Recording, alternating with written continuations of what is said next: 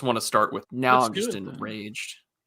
It's just dumb, and we'll get into it. But I mean, it was funny because we were on chat. Just we're late. Yeah, by like 5 seconds. Calm down. We're here.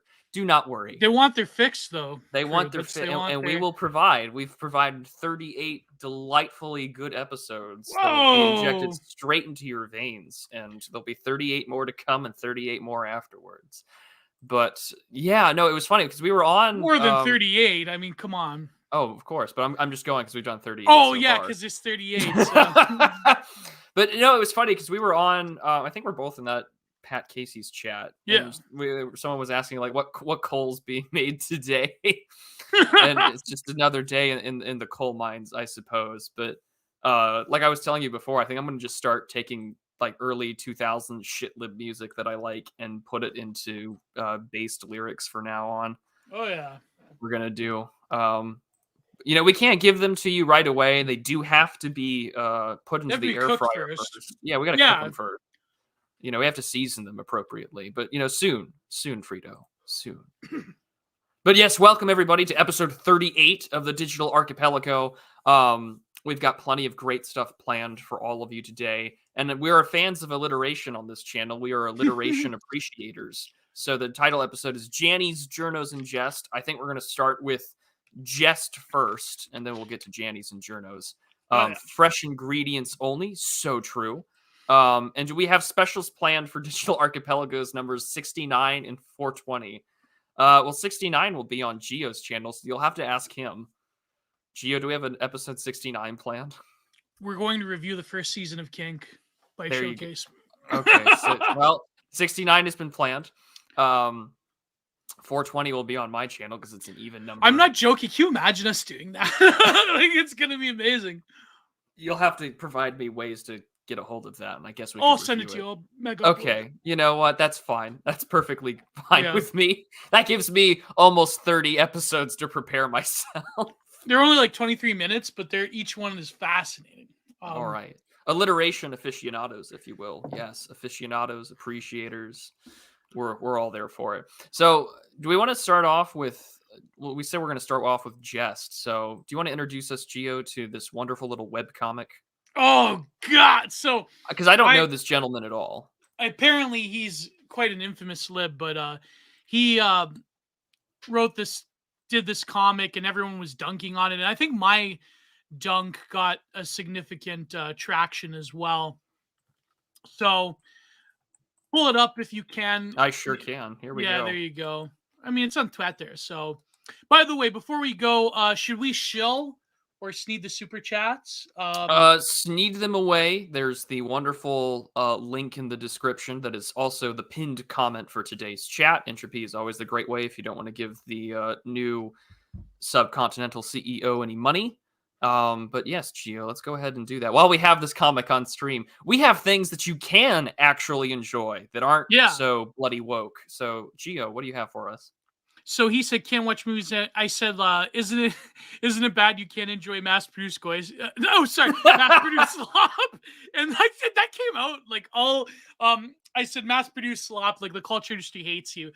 Can't watch movies, TV anymore. It's all woke. Can't watch sports anymore. It's all too goddamn. You know what's funny is that I've had to endure this recently because of the, like the jerseys and the but then certain teams are rebelling though. Certain whole teams are rebelling. They have these like pride nights, the NHL does, where Toronto had like every single logo on the boards, because like they have the digital thing now where like the boards change, which I don't know how that's not distracting the players. Every single advertisement's the rainbow colors, but not just the rainbow. It's got to be the trans colors and also the black and brown, which I mean, if you're like a POC, like you're now equated with I can never figure that one out. Like, I mean, you're equated with them, nowadays. I find that hilarious. But yeah, the Toronto Maple Leafs, of course, they have to like go out and do this big display. It's funny because Calgary Flames fans are making fun of them, but I mean, again, if you're like, I grew up as a Leafs fan, it's tradition to me. And even though like they've had a bumpy road since I was a kid, I remember when they beat Ottawa in 2004, the only time they advanced since 2004 in the playoffs. But tonight they're playing Boston. So that's going to be exciting because they're both the two top teams in the conference. But anyways, the point being is I still watch the NHL. You know what I mean? Like I don't watch AEW because like in terms of wrestling, because they like shove in your face, but also like the product itself is like too jokey, comic-y, like, you know, getting all Jim Cornette here. But I mean, you could still enjoy things. But I think my argument was that, to some of the replies is that, you know, I mean, if a series is worth it, then you will endure, right? But if but most culture industry productions now are not worth it. But what really set me off was the third tweet actually. And it's funny because someone was dunking on them. Someone reversed this by saying that instead of like this one woke, it's like problematic, so you can't enjoy. Yeah, that one. Okay, zoom in. Let me get my fire take that I was thinking of here. Let me deconstruct this. I don't know if you can understand this, but removing yourself from participation in mainstream culture events is incredibly bad for your movement. Every time you prize arbitrary puritanical esotericism over mass communication, you lose another average voter. Okay, you know how this is so fucking stupid beyond belief? Because did the left ever sacrifice their puritanical esotericism over mass appeal and populism? Never, never, never happened. Because the way that, listen, I don't have to break out to Juvenal and Burnham to know that the March of the Institutions is largely a product of power that is power that manages to capture the very institutions that subsume most people into what they believe and the culture that is disseminated. Okay. Do you think the average person likes Dylan Mulvaney going around and, you know, parading with Bud Light? No. Okay. Bud Light's like piss water anyway, so who cares? I'm not a beer drinker. Well, apparently, but, you know, that cretin got plenty. Like, it's not just Bud Light. Apparently, no, it's like dishwashers, leggings, Nike, and it was funny because I'm in a group chat with like AA and a few others, and Semigog was like, I can't believe that like Dylan Mulvaney is like, apparently he bought a dishwasher that person's now a sponsor, brand ambassador for. And it's just like, I was like, funny how they got like the loudest F slur to be the brand ambassador for a quiet washing machine or a quiet dishwasher. But you know what's funny? My take on, did you see my take where I said like Dylan Mulvaney will be paraded around by every corporation from here to Kingdom Come that doesn't want the chuds like buying their stuff, right? Like that Dylan Mulvaney becomes like this weird sin eater for like the woke world order.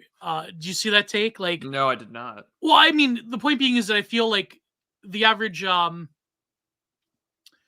normie-con that reacts to this, it's an endless cycle that by definition has no end, and it will always continue, whether it's Nike, whether it's Bud Light. You know, I mean, I know it's funny like seeing Kid Rock like shoot a bunch of Bud Light cans, but the reality is that every protest has that sort of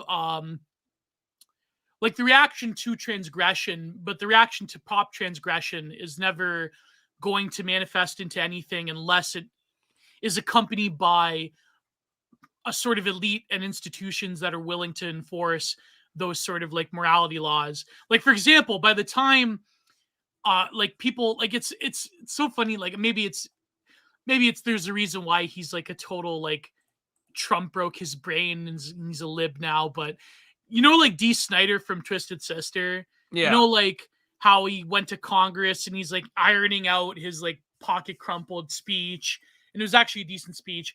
And like, you know, the whole like music label thing with Tipper Gore against like Slayer, and they're like reading Angel of Death lyrics from Slayer on the White House, you know, on the congressional floor. It's like those things.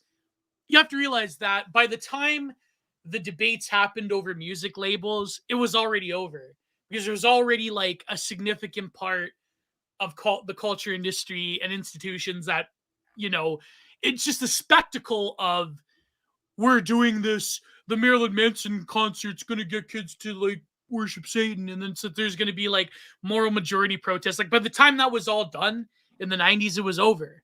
You know what I mean? Like that was the way the wind was blowing. And so conservatives have to realize that these protests don't really amount to anything, and you could like wash Bud Light down the drain or whatever.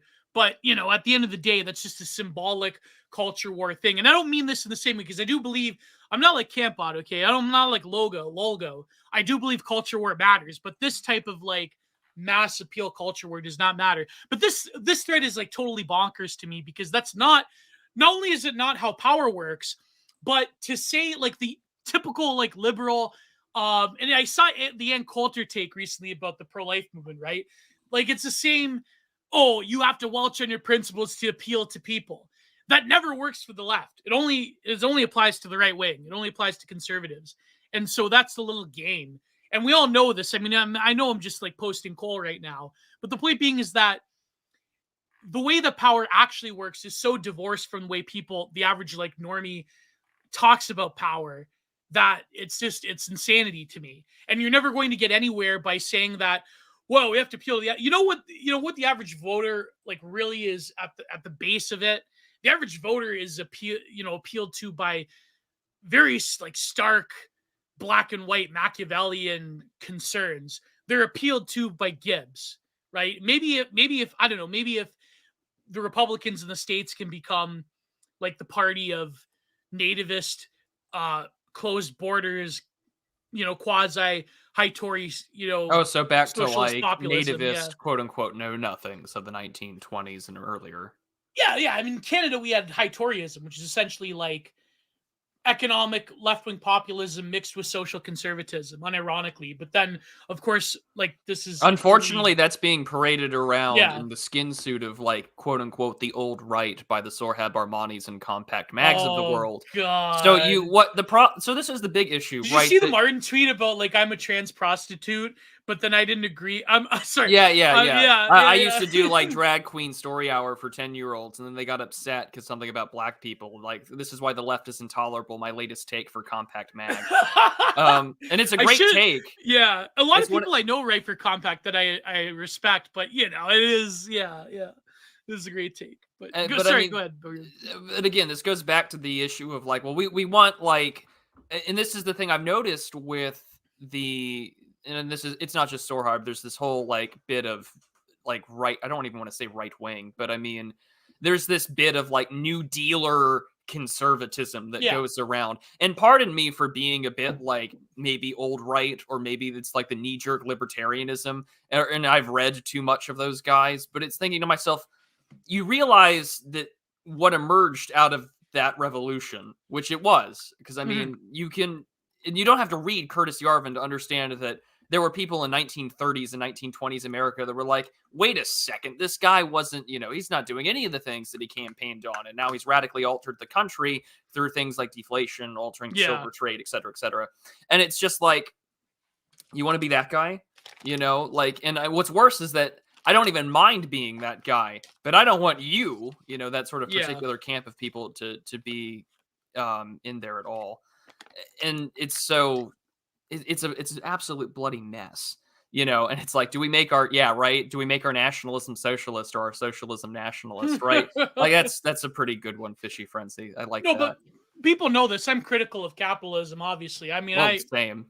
Yeah, I think certain Marxist critiques are apt, not all of them, but I feel like a form of like right-wing economic populism is probably going to be the way of the future, whether you like it or not. Now, when it comes to things like open borders, when it comes to cultural cohesion in general, I don't think you can have like Scandi-style socialism without the quote-unquote values that accompany it. And the thing is, though, that a lot of like the leftoids, they fetishize the Scandinavian countries, or at least they did up until like the 2010s. But they realized how problematic that was because of the fact that they're maybe not homogeneity. And they're also like, believe it or not, like, okay, you could say that the excesses of leftoid type of stuff in Scandinavia is true, but they are large. Like they do have like, I mean, certainly a population of them has like weirdo sexual liberation proclivities, but they're actually quite a conservative people, or at least they were up until very recently. A lot of Scandinavian people, they're far less sexually lustful than us Mediterraneans, put it that way. But Bartholomew the Red, my good friend, says are the best. High Toryism would be the opposite of whatever the Canadian CPC believes at large. Yes, and I didn't continue my thought. High Toryism was British-style aristocratic conservatism, as Bartholomew the Red said, and that was basically bodied by Trudeau Sr., the stepfather. So that stepfather, that was basically bodied by Trudeau, by Pierre, and it's never coming back, and it can't exist in an Americanized world. I hate to say it, but maybe it can.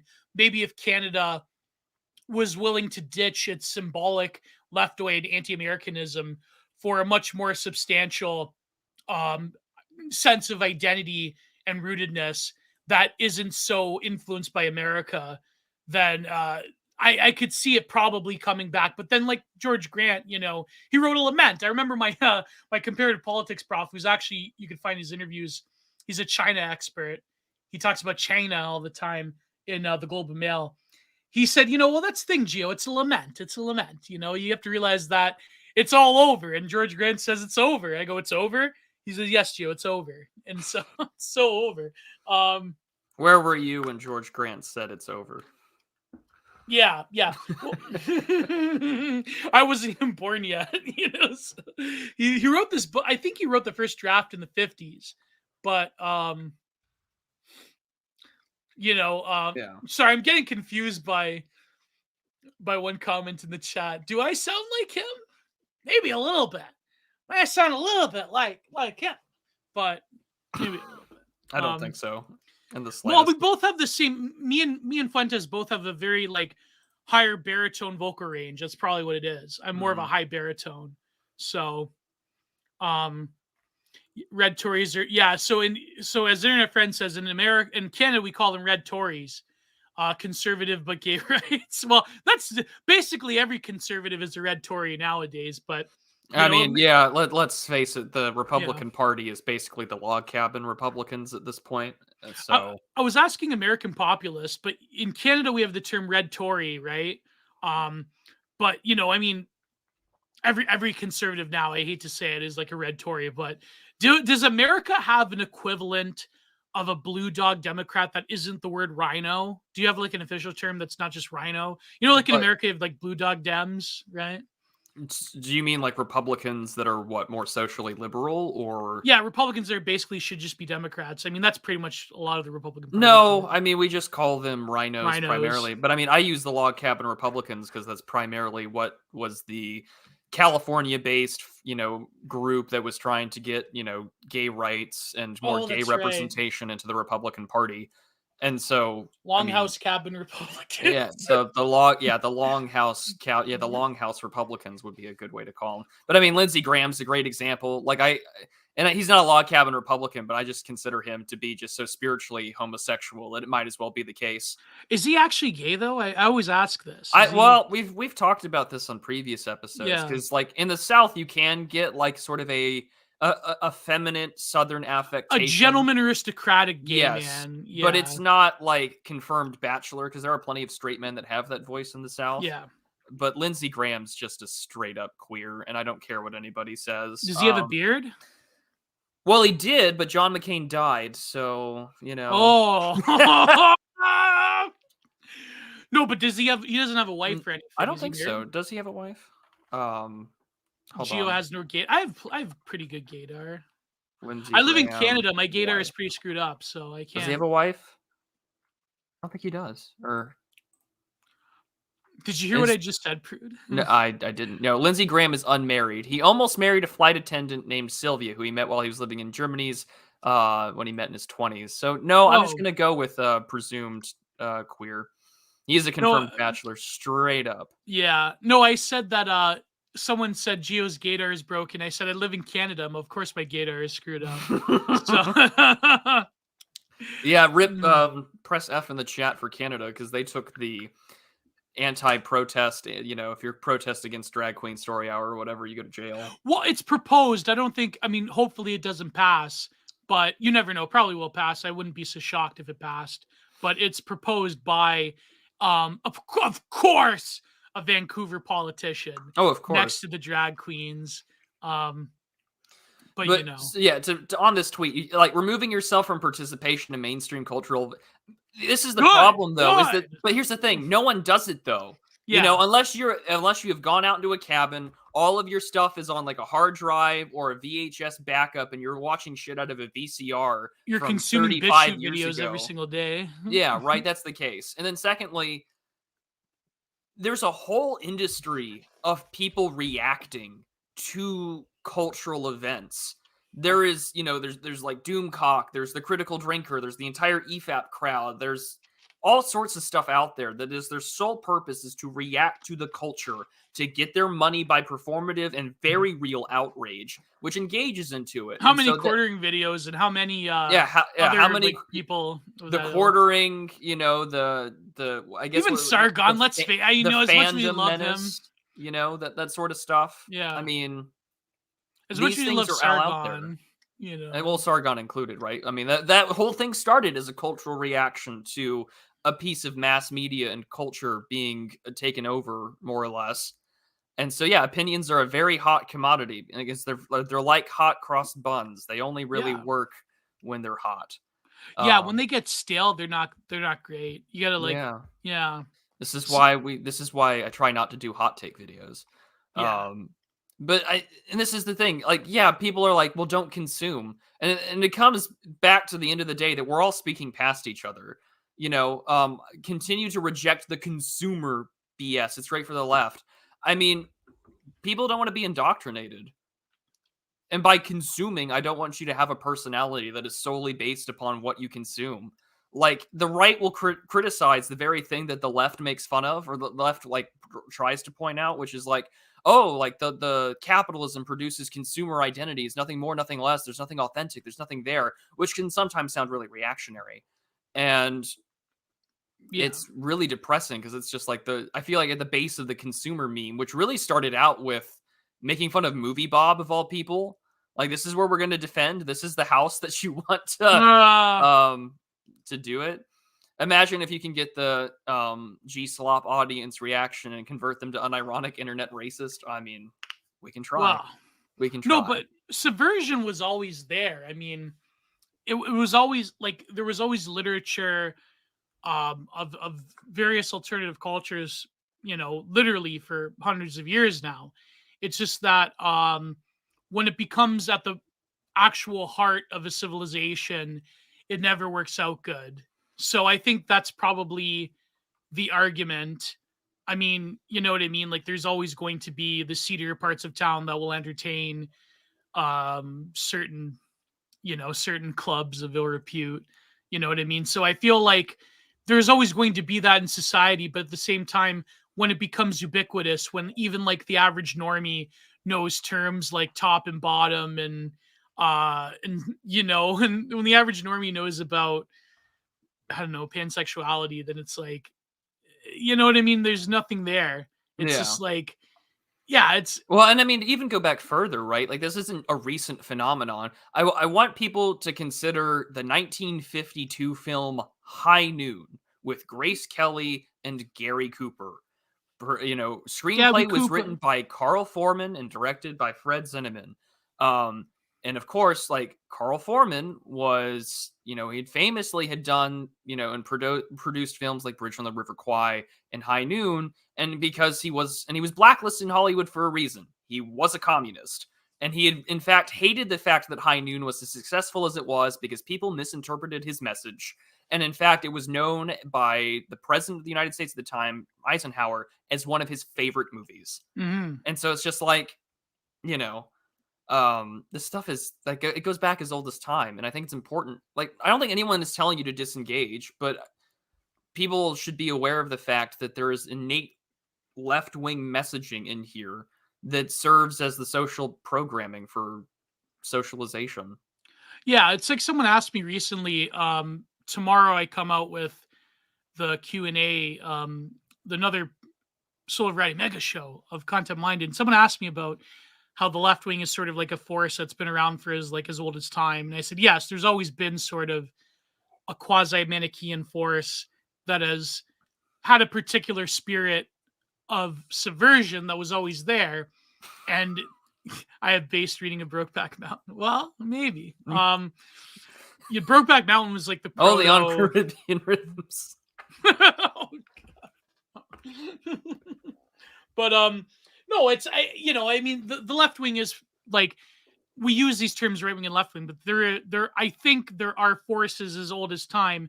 I said because belief has, at least in part, a biological comportment.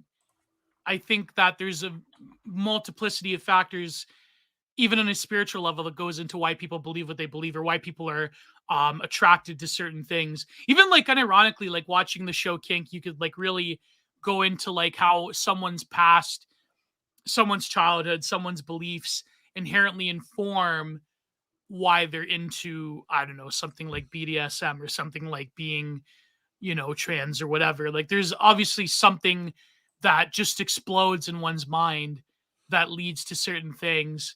And I think like ideology is also a product of this as well. I think that ideology does have a lot to do with conditioning, but also has a lot to do with your natural, be it biological or even spiritual disposition in life. And I think that that's why these forces are older than time itself.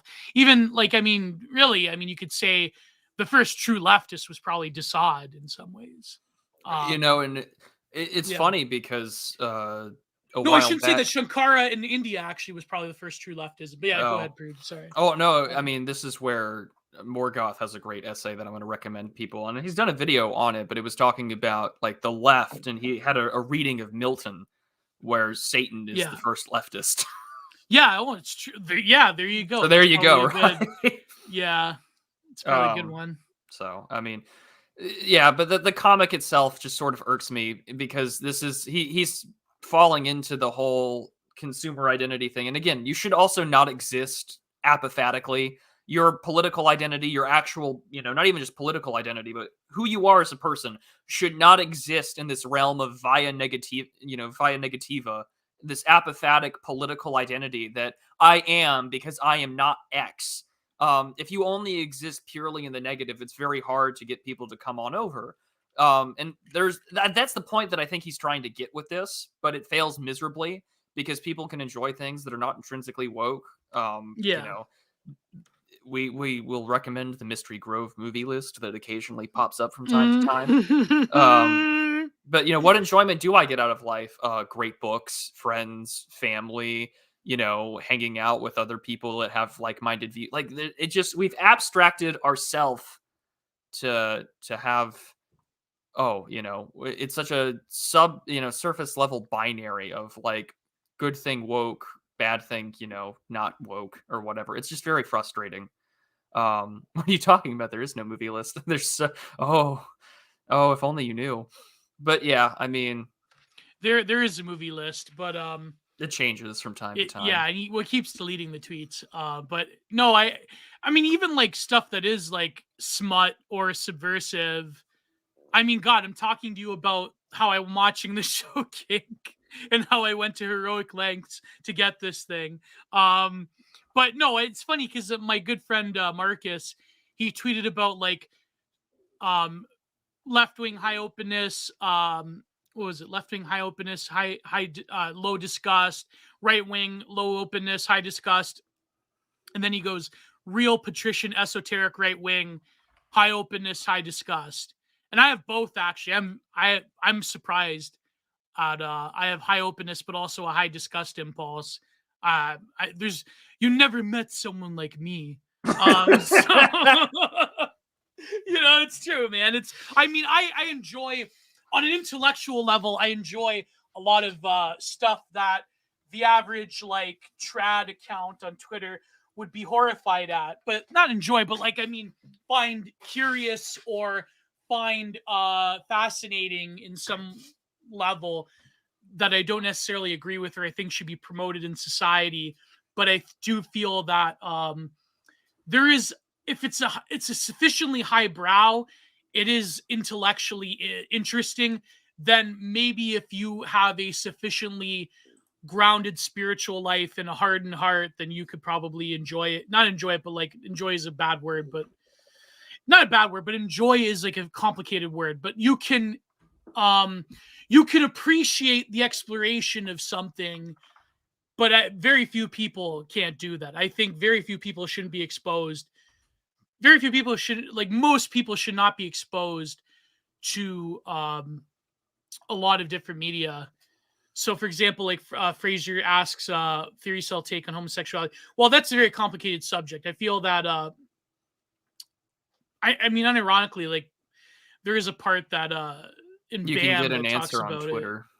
it. Yeah. That's very complicated. I mean, I can't understand it. I've never had a desire for men. I mean, I'm pretty hetero.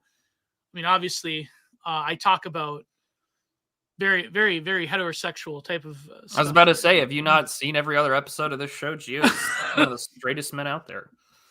No, and you know what's funny is that a rad femme, not the one you're thinking of, rad femme Austrian painter, although another very prominent rad femme turf account on Twitter said that I was the most heterosexual man in the E-Right.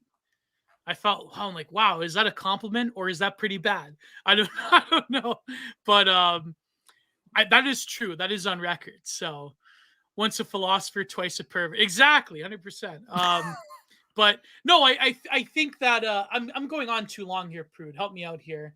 Did you see the recent Radfem take on Trophy Wives? No, I don't follow too many. You don't follow Radfem Austrian Painter fan? No, nor do I follow Radfem Dead Name. So no, I don't. I avoid a lot of this discourse for a lot of reasons. Plus, I only access Twitter when I'm on my computer. So yeah, I really don't. But it's funny because you guys are talking about homosexuality. So why not go to the Don Lemon article? Oh boy! Oh, speaking of which, that's so funny. You know what's funny? Last night it was the first time I went into Twitter space in a long time. I went for Mr. D's Twitter space with Semi Agog and Charlemagne, and I actually brought this up and I asked Mr. D. I'm like, Mr. D, so why do gay guys? Why do they hate women? He goes, why does everyone hate women? And no one likes it. Women don't like women. I'm like, oh boy! But this is like next level psychotic. Women hatred. Like, no, listen, like Med Gold could never do this. Okay, that's the level of like no psychotic, like Twitter incel woman hater could ever stoop to this length of a catty gay dude hating women. No straight man has the misogyny of a homosexual man. You will never compete. Yeah. Look at DJ Pervert's Guide to Ideology featuring Gio. There you go. All right, so Don Lemon's misogyny at CNN exposed malicious text, mocking female coworkers and diva-like behavior. Cool it with the homophobia, Tatiana. Cool it with the anti-gay remarks. Cool it with the homophobic remarks. I can't believe they wrote diva-like me. Oh my god. And in 2023, no less. Don Lemon really is. Thank you, Tatiana Siegel. You know, even that name Tatiana just screams Eastern European. Oh yeah. Oh man, I was listening to that. Oh, I felt so bad because my gays have ruined me. My gays, you've ruined me. And it was. That movie is unironically a based confessional of two homosexuals who wrote that film, telling you what they do to straight women.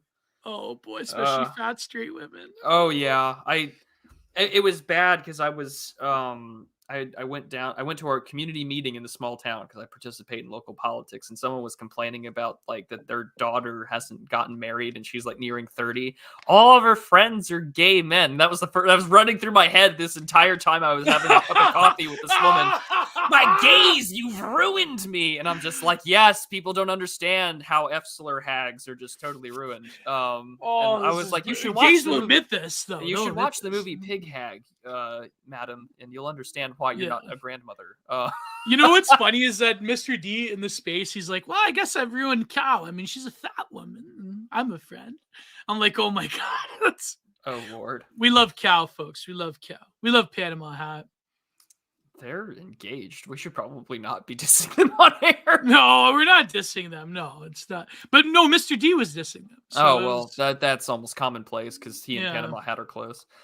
But back in 2008, Don Lemon was co-anchoring CNN's Live From weekday show with Kyra Phillips, a gig that he had landed after arriving at the network 2 years prior from local news in Chicago. Chicago. Yeah. Well, he got something on him. Apparently, he's got a white boyfriend or something. Yes, he does. It's his husband, Don Lemon husband. So it's. I said to Mr. DM, so it's kind of like Tim Malone. Whoa! And he looks like look. Well, we're gonna put the picture up. Hold on. No, but it's kind of like how woke BIPOC women, how they have they only love white, like dorky white guys. It happens to gay men as well. Well, it happens to all of them. Yeah, like this is. Is he Chadish? Or? I mean, he looks way better than Don. Like, you can tell in this one. But he does look like a dorky white guy. Well, sure, but in this instance, you can tell which one was abused as a kid and which one was born that way. Oh, he doesn't look like a gay dude. But then again, you never know, right? They don't. Yeah. Not that there's like a set look. I mean. Yes, JD, that's definitely true. I'm not putting that up though. What a 5 had, my God. Yeah, he's got that. What's his name from the NFL? But yeah, he's got that forehead that just keeps growing. But yeah, we'll go back to it now. I feel like we've turned into that Lindy Man tweet guy who hates woke shit so much he follows like a blog exclusively about like troons and stuff. Lindy Man follows Pink News to get their age bait. Yeah, right. Yeah. He looks like a more manly Neil Patrick Harris. I guarantee you that Tim Malone does not work in theater. Yeah, Peyton Manning. Thank you, Fanzang. Peyton Manning. Yeah. But anyways, let's see here. They had to pull Don off the air during a commercial break because of the anchor's provocative antics, not unlike his recent declaration that the 51-year-old Nikki Haley isn't a viable presidential candidate because she isn't in her prime. He's right, though. He's so based. He's like, women are in their prime, in their 20s, and their 30s, Not for politics, though. They're in their prime, but he's like talking about biology. Yeah, He's egg pilling the middle-aged, postmenopausal news anchors. He's talking. Yeah, the news anchors around him, they started freaking out on him. Like that was. She's like, "What do you mean not prime? What do you mean?" Like it's so over. It's so over for based Don Lemon, who's. We say that ironically, but he was egg posting. Yeah. Amid the charged atmosphere, sources say Lemon disrespected colleague Nancy Grace on the air, Don O'Brien, during an editorial meeting attended by roughly 30 staffers. Oh, I hate those hags, man. Like they're brutal. Oh, it's brutal. Nancy Grace is the epitome of the Longhouse. Every HLN true crime thing that she covers, she's berating you. Why aren't you saving these people? You could have saved her from getting chopped up into 6 pieces and sent out in the mail. And it's like, at what point in time would I ever live in Gary, Indiana to stop this spree killer? But thank you, Nancy, for putting me back in the Longhouse. You frigid, Yeah, you live in Hoboken. It's like I gotta prevent. I gotta move to Gary, Indiana. Nancy Grace told me I gotta stop spree killers, honey. Just this 19-year-old perfect blonde trophy, like homecoming queen gets found in the decomposed after 2 weeks in the back of a trunk in an abandoned car, and it's like Nancy Grace is like, "How dare you? You could have saved her. She had her whole life ahead of you." But his antipathy towards Phillips was particularly concerning and had many members of the close-knit Atlanta news team on edge. While Phillips was on assignment in Iraq, a high-profile gig that Lemon coveted, he vented his disappointment at being passed over by tearing up pictures and notes on top of and inside of Phillips's desk and the news pod they shared. According to the 2 sources who worked there at the time, when she returned from Iraq, things only got weirder. One night while dining with members of the news team, she received the first of 2 threatening text messages from an unknown number on her flip phone that warned, "Now you've crossed the line and you're going to pay for it." Phillips was visibly rattled and quickly enlisted CNN's higher-ups to identify the sender. No heterosexual man would do that. If they hated a woman, oh my God, that's so psycho. That's I don't think he's getting. I think they finally have said enough of your shit, Fishy Frenzy, because this happened in 2008. It's 2023 now. I think they finally could only tolerate so much of this petty. A woman would do that to another woman, but not Well, this a is man. why it's a gay man. Like you can't beat this. You cannot beat the misogyny and sexism of a homosexual. Like a psychotic ex-boyfriend, like abusive boyfriend, they would like they would have just showed up at the apartment and beat you. Yeah, or they would like call with their own voice and threaten you. Not like this, like pretend with a burner phone text messaging. That's psycho. Oh my god. Oh. Continue on. Like it's remarkably, the texts were traced back to Lemon, according to those same sources. A human resources investigation was launched, and while finding they were never disclosed to the growing pool of staffers who were aware of the situation, Lemon was abruptly pulled from co-anchor duties with Phillips and was moved to the weekends. It was a demotion by any objective measure and understood to be some kind of disciplinary action. It appears to be the last time he was paired with a female anchor until his most recent assignment on CNN This Morning with Don Lemon, Poppy Harlow, and Caitlin Collins. Phillips, who joined ABC as a Washington-based correspondent in 2018, declined to comment. A spokesperson for CNN said, Don says the alleged incident never occurred and that he was never notified of any investigation. CNN cannot corroborate the alleged events from 15 years ago. Yeah, back in the day, you'd be straight up fired. Like to put you away from women, that would never work nowadays. They would. I mean, this really does show how incestuous, disgusting, petty, and catty modern day journos are. Yeah. Holy shit. Yeah. Oh my god. And what's worse is that if like consider this being on all platforms at all times, Twitter, Substack, anchors at CNN, like everyone just snipes at each other. This was back in 2008. Yeah. It's only gotten worse. Like, you know, my theory is that because of Obama, they probably couldn't fire him. That's my theory. Listen, we just got a black guy elected. That white guilt was still pretty high. You know, they couldn't do it. No, because like 2008 Obama, I think like the shine of it is like a world different than 2012 Obama. Like I don't know, because at the same time, right? Like not to reference pop culture, but like one of his last stand-up acts, Robin Williams, was like Weapons of Mass Distraction or Self-Destruction. Oh yeah. Where he was talking about how like when Obama got elected, white guilt dropped faster than the stock market, which I could feel that in the air. Just even with like conservative parents, they were just like, "Oh, thank God that's over. Like I don't have to like how we were so naively wrong in 2008." But you know, I mean like 2012 Obama, like the whole hope and change wasn't there. Oh yeah. No, that's true. And I mean, but 2008 Obama, the great black hope that campaigned you couldn't in Berlin, avoid it, man. You couldn't touch it. I mean, I remember, to fire a black guy, you only knew he was 2 calls away from getting Barack Obama's attention. Oh, bro, you would have like national news. Like he would be like outbidded by everybody. Like he would end up on like, I don't know, NBC or somewhere. He'd like totally body CNN. I think Ted Turner was still affiliated with them in 2008. He would have like, he would start seizing. Like the thing is with Obama, like I remember like in Canada, like the day after he was elected in high school, there was an out of uniform day. And like there was like a few black kids that went to like more than a few. And like they were like wearing Obama shirts. Well, like, even in Canada in 08 and 96. Yeah. Oh wait, when did he step down from CNN? When he sold it back in 1996. Oh shit, really, eh? Yeah, he spent the rest of his stuff doing. No, that's the next question. Hold on. When did Gods and Generals come out? Oh man, 2003. Imagine taking your money and leaving CNN to go make one of the more like pro-Confederate films of all time. Maybe Ted Turner's not all that bad. Yeah, I mean he is. He's a terrible philanthropist for yeah. environmentalism and other stuff, but you know it's nice to make a movie there. Doesn't he believe in population reduction? I'm sure if you make that much money, I think you have to. Yeah, no, he does. If you're a billionaire, I think you have to believe in population. But then again, there's a based version of population. No, never mind. Billions. These like muttering under my breath as I walk into a supermarket. Billions. Gets escorted out by the morbidly obese Walmart greeter being like, get out of here.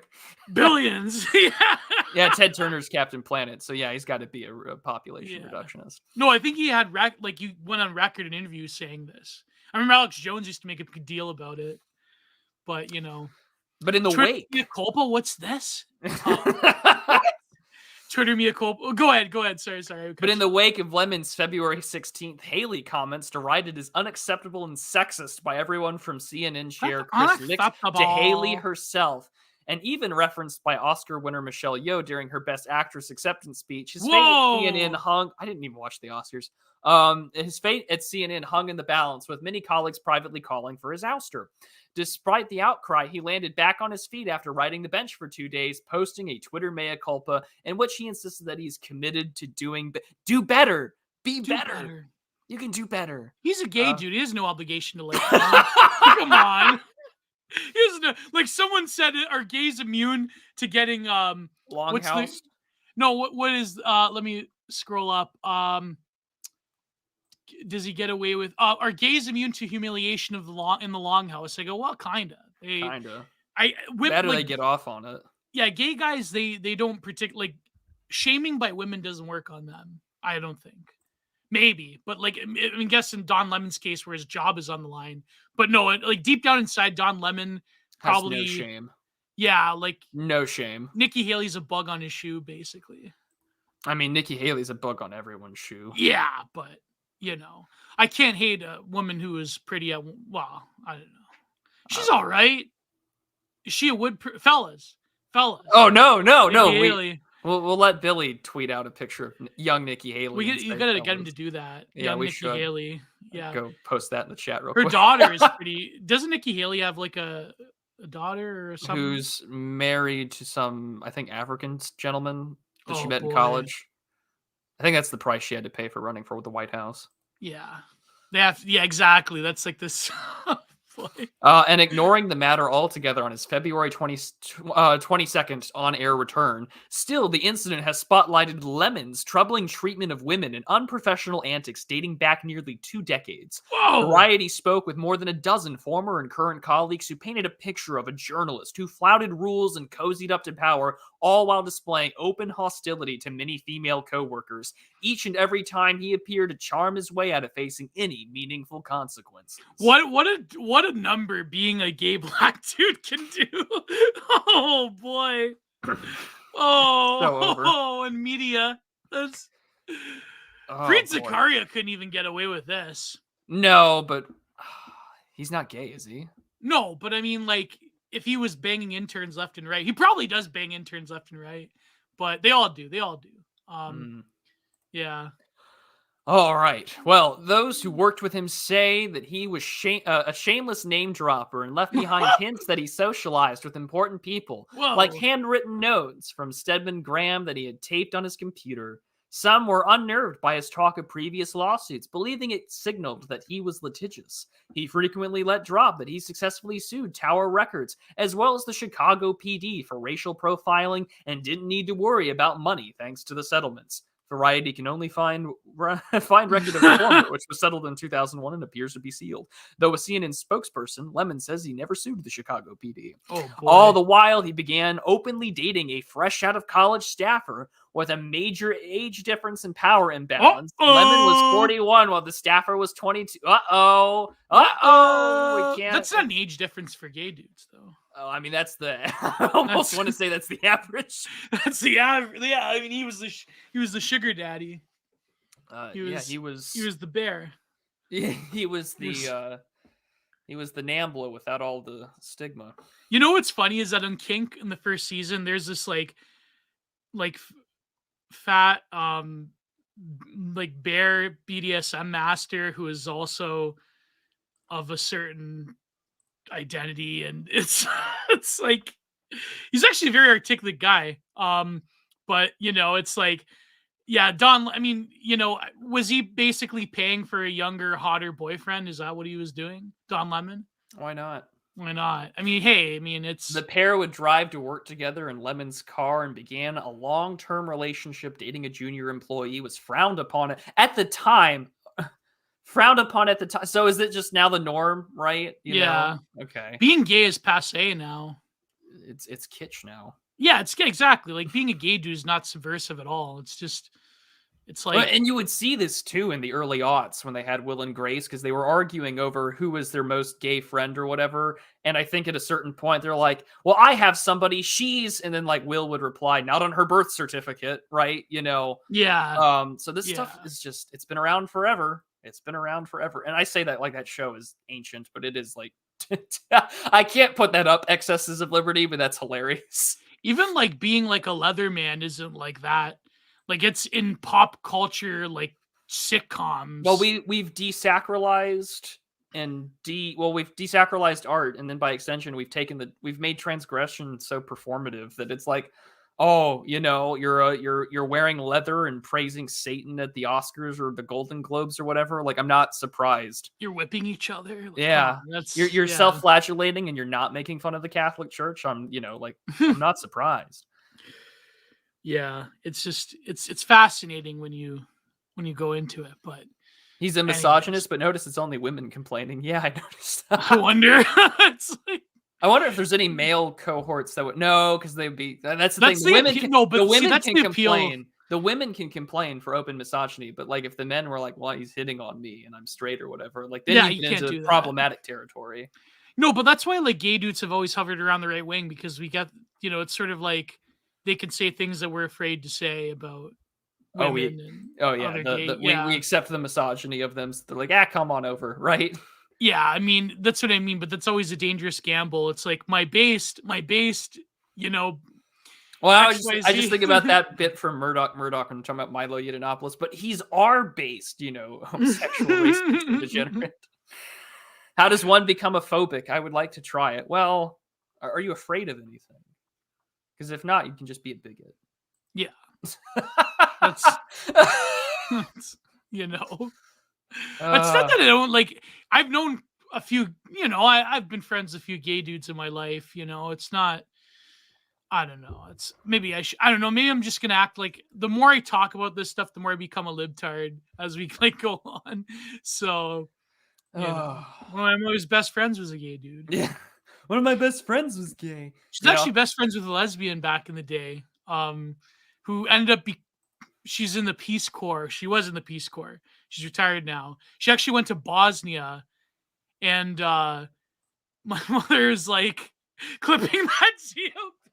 Thank you, Patrick. Greatly appreciated.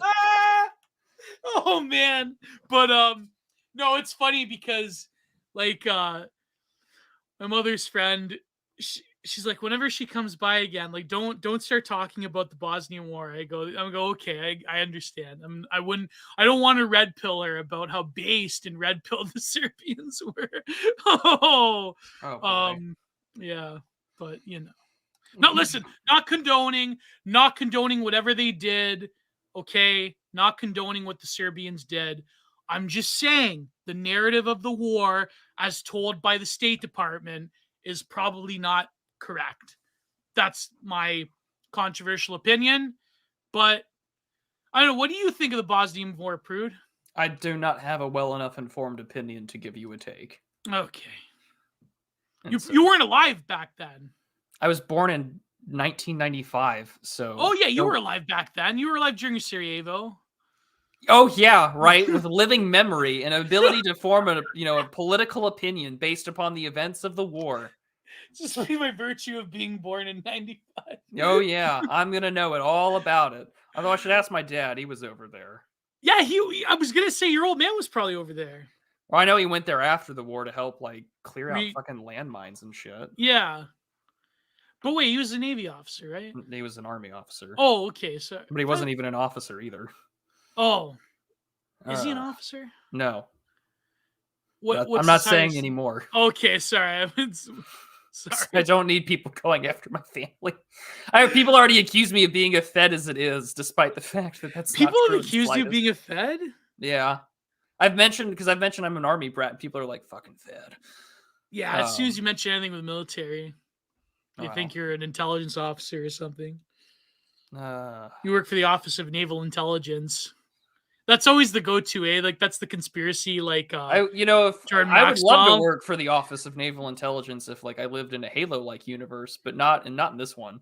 Oh boy, not in this one. But yeah. So let's see here. that was the beginning of when you knew Don was kind of volatile and didn't say good things about women. Kind of volatile. Kind of volatile. He was rude. Kind of problematic. If Lemon felt threatened by Grace, the biggest star at CNN/Headline News at the time, she wasn't the only one. He was upset that O'Brien landed the gig of hosting CNN's high-profile Black in America docuseries, which launched in 2008. I remember that series. Oh man, he must have been steaming, bro. He must have been steaming. I guess he's okay with his position since we've gone to like 50 Shades of America now or something. Yeah. You know, I never liked Soledad O'Brien. I always thought she was. I don't know. Who is this? Tells you how little I pay attention. Oh, right. Maria de la Soledad, Teresa O'Brien. Oh boy. Well, you know how she got here. You know about Soledad O'Brien? Well, I watched CNN in 2008. Yeah, true. I had AFN News, okay? Like, I didn't have shit. She's all right. She's annoying. She's though. the correspondent now of HBO's Real Sports. Yeah. And I guess she still works for Al Jazeera. Interesting. And she's been married since 1995 to a gentleman named Brad Raymond. How'd she get the O'Brien? Yeah, I think she kept her. Okay. Lame. Never mind. Don Lemon's actions are justified.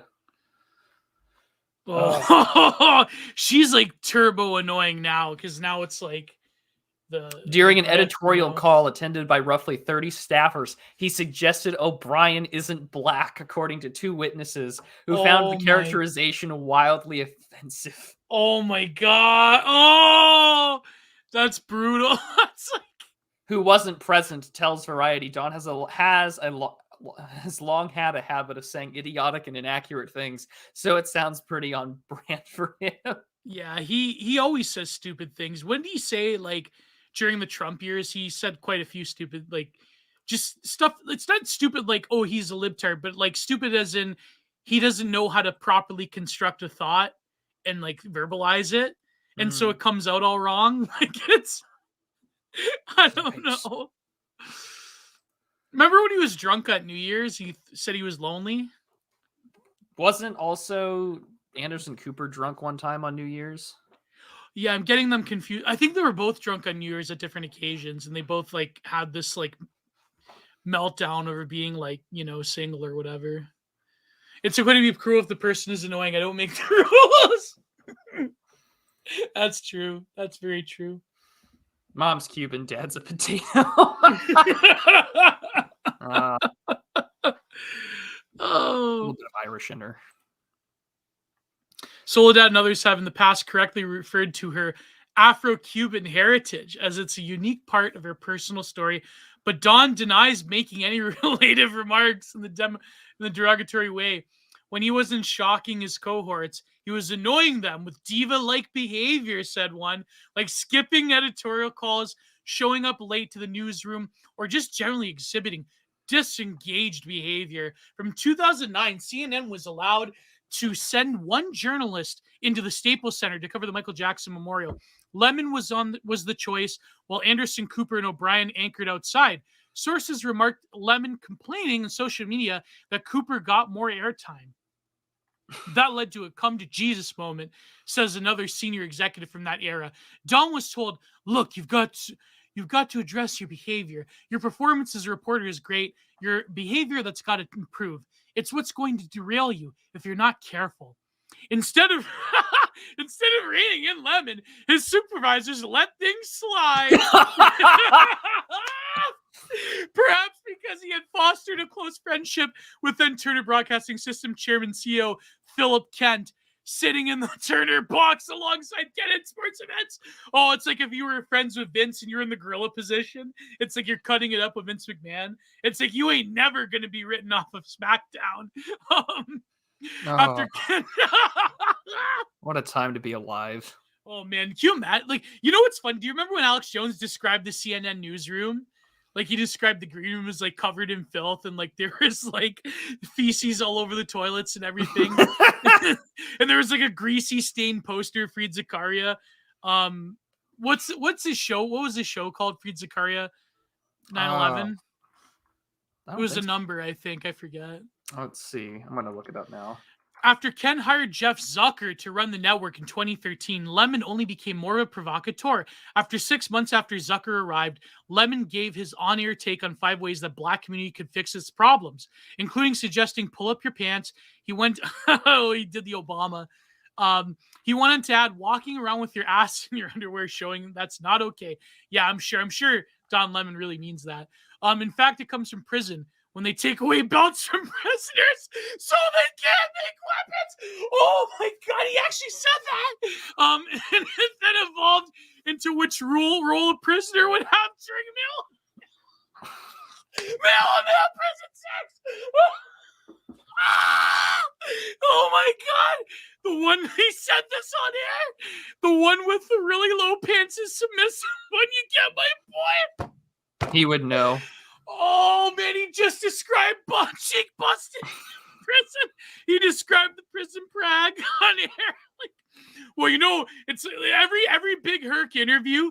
All the ex-cons, they say, listen, I know they're your people, but we know that in prison, the brothers, they're the ones that tolerate having the prags around. Oh man. Goldie Taylor, former CNN consultant who appeared frequently as a guest on Lemon's weekend show, said she was blacklisted at the network for critiquing Don Lemon's controversial comments. I'm personally banned from the network because, ironically enough, I dared disagree with a black man publicly about black life. Don't throw rocks and hide my hand. The network is CNN and the anchor is Don Lemon, she tweeted in 2016.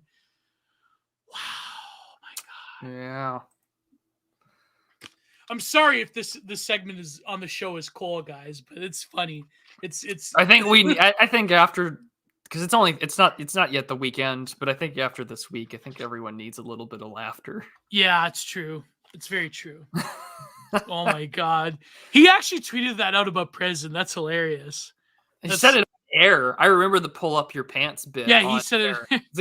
I think Fox News had covered his remarks saying like, wow, someone over at CNN's got some sense on their head or something like that. Like, oh my God. So I was back in the US by this time. So yeah, just what a wild. You know, I'm never surprised when Don gets in trouble, Taylor tells Variety. It makes me neither happy nor sad to see him undermine his own success. There was a time happy. Shut the fuck up. It makes you totally fuck off. It makes you happy. Come on. He blacklisted you. Don't give me this bullshit about, oh, it doesn't make me happy. Like, come on. You were clapping like a seal when Don Lemon got fired. But go ahead, Prude. But there was a time when it appeared that black people were most often the subject of his ire. Now it seems to me that when he says something offensive, there's always a woman on the other side. You should have stuck to hating black people. I wonder what Don's relationship to his mother is. Oh boy. One female colleague who had been close to the anchor in his early days at the network found that during the Zucker era, Lemon was losing touch with his former friends. She adds that the change showed in his journalistic choices, with the anchor neglecting important stories affecting the black community. I saw a new Don emerging, and I didn't like the new Don, she says. He likes celebrity, he likes fame, he likes power. He was no longer the same person. It's funny because most people in America thought Don Lemon was like absolutely pathetic and stupid. So I don't know, like how still do. But I mean, like even back then, like people thought, like, who's this clown? Like he's not serious. He's not a serious character, Don Lemon. Unfortunately, he's not like I don't know. Well, he comes cheap now. Do you think we should bring him on the Digital Archipelago? That's probably. Hey, Don, you want to come on? We're going to bash women for an hour. You know, that's probably the way we should frame it. Yeah, there you go. He'd love that. Yeah, we're going to talk about the woman question. Move over, Zuby. We need to have your other Yeah, his early days there, he became a new man. You know, it's just like, oh, Don's coming to the ramifications. He slept his way to the top. Yeah, he became increasingly polarizing when it came to discussing women's, which sometimes came off in as tone deaf. In 2014, he drew widespread condemnation when he told a Bill Cosby RP accuser that she should have stopped the attack by biting the comedians. What? That wouldn't. Oh my God! You never say something like that. That's that's too much, man. That's the long story of all this entire bit here is that you will never be a real misogynist. Yeah, or that too. Yeah. I was gonna say journalism is dead, but that's. We needed Don Lemon and Mr. D for a UO panel. Yeah, not even Mr. D would say something like that. Let's be honest. Never. At least not on air. Wow. Maybe on a Twitter space, but not maybe on a Twitter space. That's not being recorded. But some colleagues, of course, I'm skipping around because some of these are just interesting. Yeah. Like when the disgraced actor Jesse Smollett testified in court that he first learned the Chicago police doubted his story about being the victim of a MAGA-inspired attack, he received a text message warning from Lemon. As a result, Lemon opted not to hand his phone records over to the cops. Whoa. Well, we all know how that played out. It was all 100% real. The gay brothers got to stand up with other gays. Like, listen, Jesse, we know this is BS, but we're with you. You had to enact your fetish out in the public square and report it to the cops. No, the evil MAGA. Evil MAGA. And it's two black Nigerian guys that are doing it. Yeah. Did they wear MAGA hats while they're doing it? Is that what he said? They've done a video where the two guys that he paid to jump him went to the street corner where it happened and told their side of the story. This is like Emma Solkowitz, Mattress Girl, doing a porno where she reenacts what she alleged happened to her with a weird camera in the corner, like it was a security video thing. Did you ever hear about that? No, I did not. Oh man, she reenacted it. She reenacted it, but this was after she lost to, what's the guy's name? Noongesser. And she said that it was a performance art project and that she reenacted the trauma by doing what she alleged happened. And it's basically her. What general's daughter bullshit is that? Yeah, man, that's unironically the Pelican Brief type of stuff. I mean, was it the Pelican Brief by Tom Clancy? Are you talking about the sexual assault movie here? Because I thought no, where the daughter's into bondage, BDSM type stuff. Oh, the general's daughter. No, the general's daughter is about sexual assault in the military, but she's so traumatized by the event that she goes out of her way to reenact the scene and the training base that her father, the general, is sort of commanding and visiting. Oh, that's a different one than another one. I think it was a Tom Clancy one where the daughter's into she's got a sex dungeon. Oh boy. Yeah. I don't think. No, that's a John Grisham novel. That's a John Grisham novel. Yeah, no, sorry. It doesn't surprise me at all. Yeah. Was it the Pelican Brief? I think so. Yeah. Julia Roberts, Denzel Washington. My old man reads a lot of those airport books, spy novels, and Grisham and Robert Ludlum, and yeah. I told him to read more modernist stuff. I told him read some Are you gonna tell your dad to read more Bret Easton Ellis? Yeah. I'm gonna tell him to read. I told him to read Infinite Jest. He might like Infinite Jest. But, I hope he throws that book at you. He tried reading House of Leaves a little bit, my copy, and he's like, I can't do it. I just can't. It's too much. Oh man. Anyways, damn, he read Ulysses though when he was younger. Damn it, the stream is way too gay. I think this covers enough on the journo bit. Yeah. This stream is kind of being too big. A little too homo for us, I think. Yeah. Well, to straighten things up a little bit, let's go scare ourselves straight. I love our fans would say this is gayer than the Teen Apocalypse series episode. Oh God.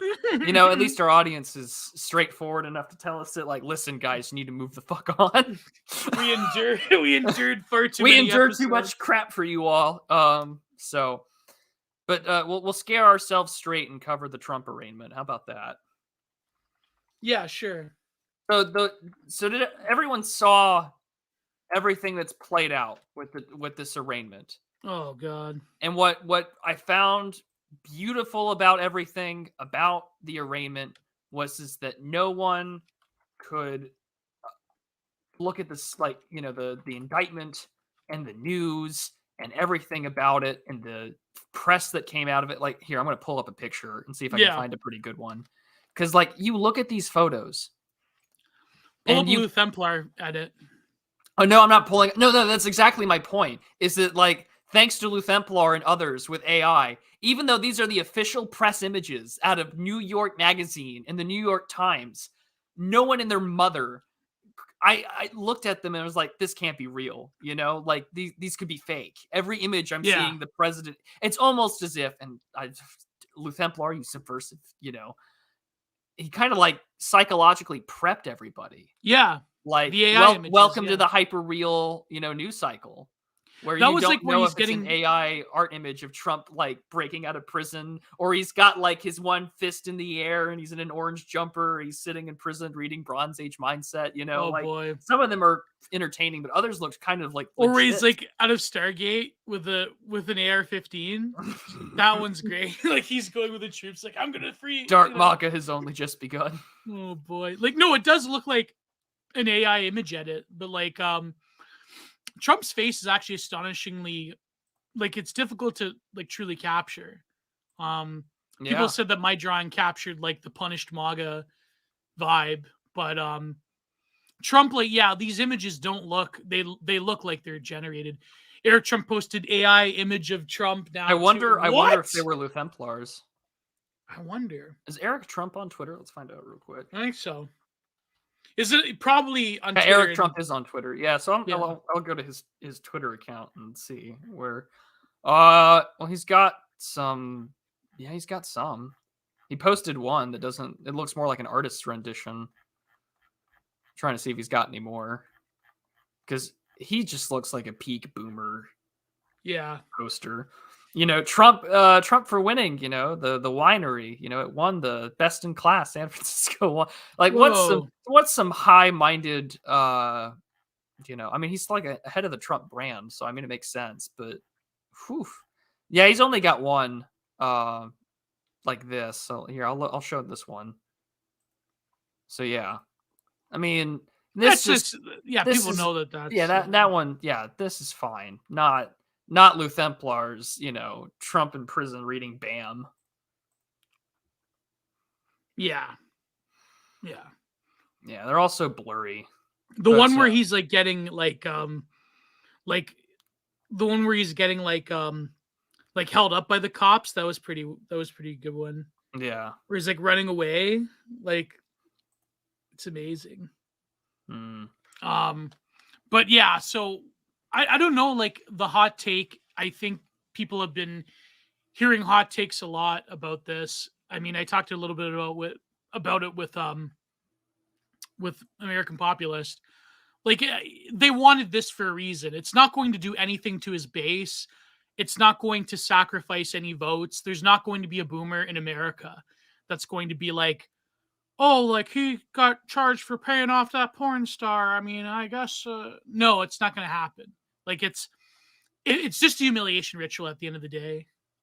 It's just like, you know, like, for example, like, didn't Piers Morgan interview Stormy Daniels? It's like, what does she have to say? Like, who cares? Like, no, and she said she was so excited to testify. It is an attention-grabbing thing, and I don't know what else to add there other than this is a blatant abuse of political power. Yeah. You know, and Trump is saying that, like, we should prosecute Alvin Bragg or whatever. Like, there's that boomer inability, you know, boomers not understanding how power works challenge, you know. It's like Cat Turd saying arrest Fauci. Like, tweeting out, like, come on. Or Cat Turd saying, like, he's happy to be a boomer because he grew up without the internet. And it's just like, you're the epitome of everything that's wrong with this country. I love how Musk, like, hangs off of his every word. That's crazy. Yeah. Oh, he replied to Alex Kashuta. I think we mentioned that at the beginning. But yeah. What a crazy time. That, or, you know, like, he had 4 years to put Hillary Clinton in prison. No, because I think, like, that would be the thing that boomers like boomer liberals. That's the thing. Like you said that Hillary's going to be in prison, but actually little Donnie Trumpolini is going to be in prison. It's like the big gotcha. Like, let's face it, Trump the big Ron Perlman. How's it feel, little Donnie, to be behind bars? Little Donnie be RP'd in prison. Like, it's, you know. Well, someone, I think JJ showed us that, where it was like, no, it would be Trump doing, you know, the he'd be a hard in prison. He'd be the hard in prison. He'd be the one doing the RPing, and then it's just like, oh, we can't have that happen. He'd be the leader of the woods in prison. You know, he'd be a leader in the Brotherhood. We can't have that happen. It'd be like all of those edits of like Trump as like a gangster with like the face tattoos, or like all the Hyperborean edits of like with him with like little peep tattoos. You know, can't punished Trump. He's got the teardrop. Yeah. He's got the scar and like the tattoos and the face and the neck. Why is it a mainstream joke for your political enemies? Sneedmat. I don't want to put that up there for obvious reasons because of the word. But the reason why it's such a mainstream political thing is because we've normalized prison being the place for those things to occur. Yeah. And it's the only place that society deems it to be acceptable to punish your enemies in the most brutalizing and humiliating way possible. Yeah. And I mean, it's to a point where it's not even just political enemies. Like, you make prison jokes and everyone assumes that like that kind of action and act is going to be involved. I mean, you hear it out of every person's mouth, regardless of their political affiliation. Like, even my dad, when we were, because like my mom, you know, works as a 911 dispatcher, and like they'll tell a case story, and then all of a sudden he's just like, well, that guy's gonna get screwed in prison. You know, it's normie. Yeah, Frazier, that's perfectly there. It's normie masochism, but it's normie sadism. Yeah, sadism is it's normie sadism. Yeah. No, but you know what's funny is that statistically, like overt, like gang, you know what, like holding you down, beating you up, you know, that actually has gone down statistically in prisons in America. What is the norm now is predatory sexual behavior in terms of public schools. Well, no, but I mean prison though. It's not like overt that type of act. It's less brutal, but it's more psychologically tormenting, where there is a form of like indentured sexual servitude that goes on in prisons with like being a prag or being a punk or whatever you want to call it.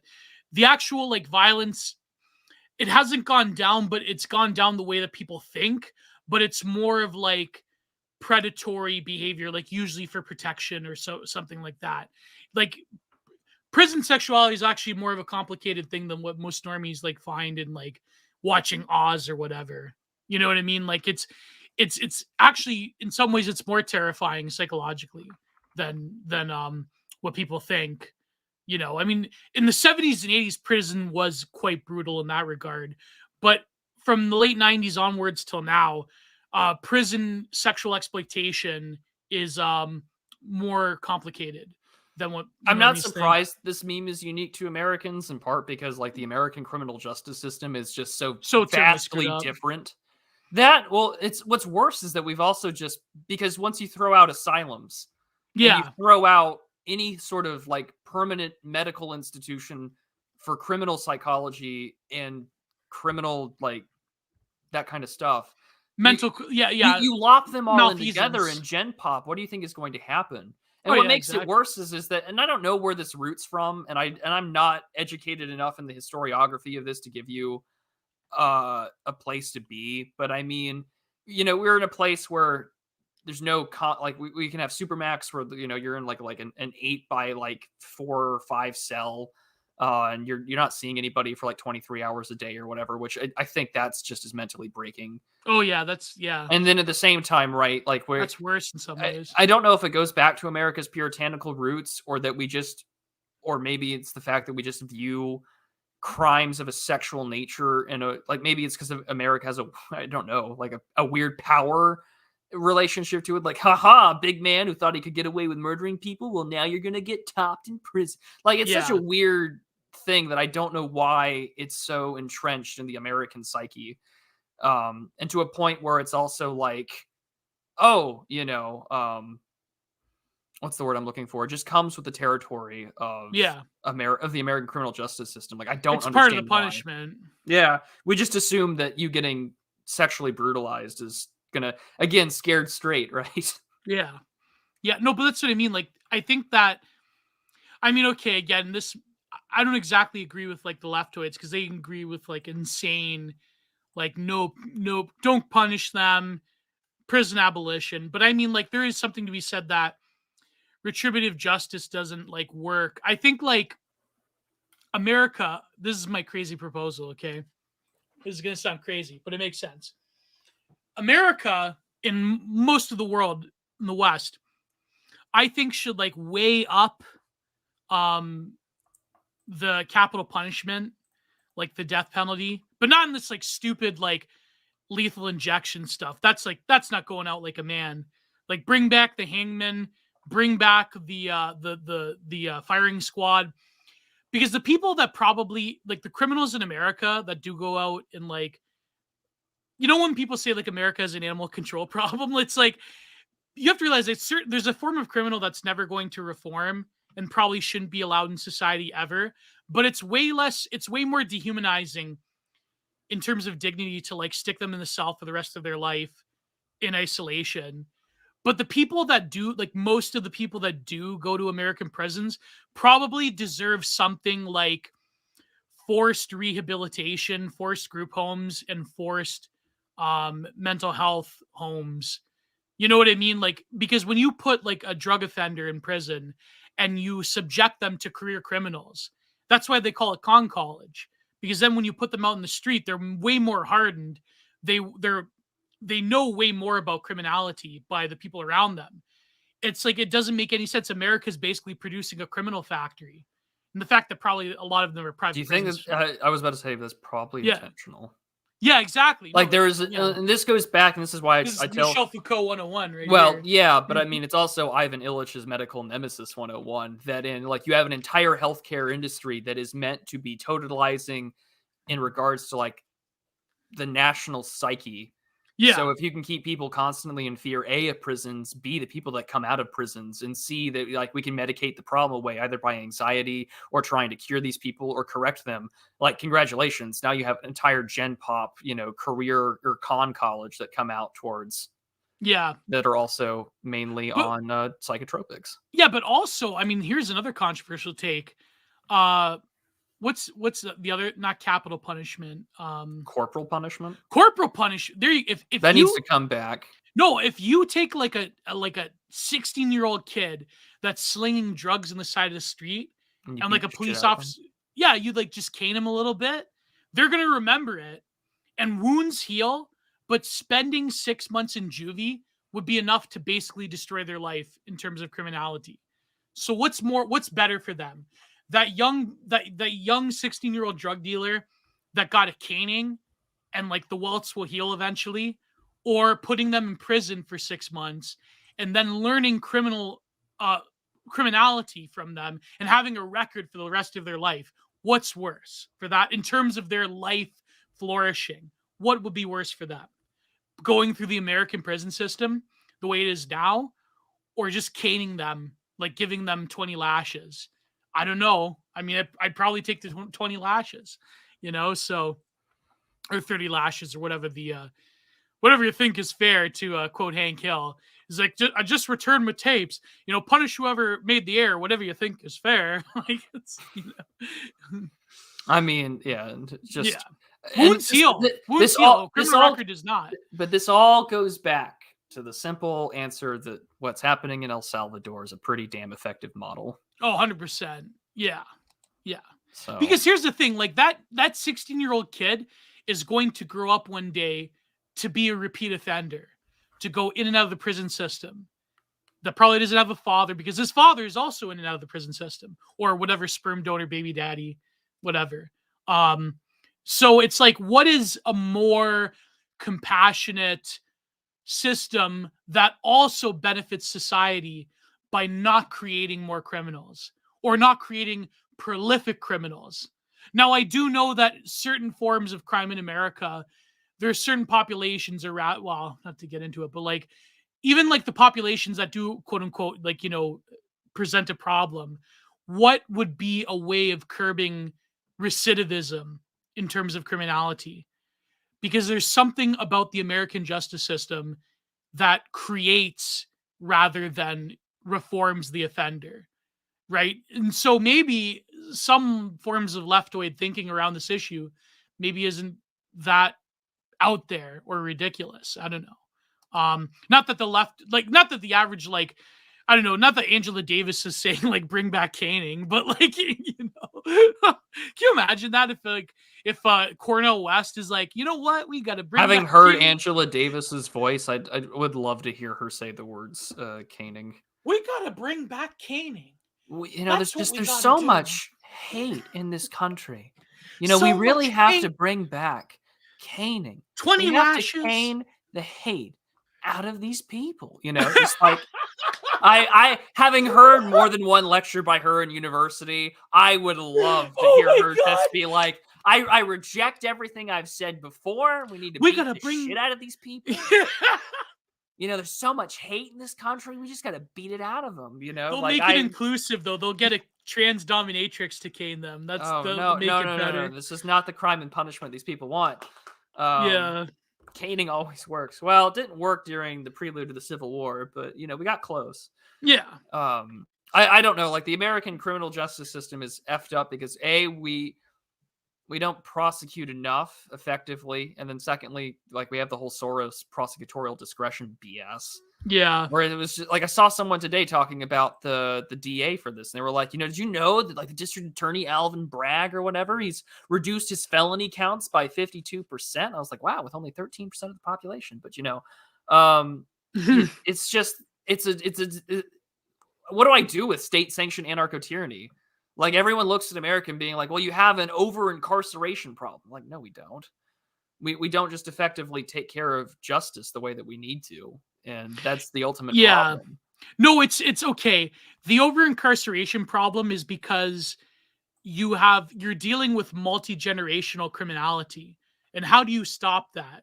How does a child growing up in the inner city in America, where his father's been to prison, his uncle's been to prison, sometimes your mother's been to prison, how do you stop that?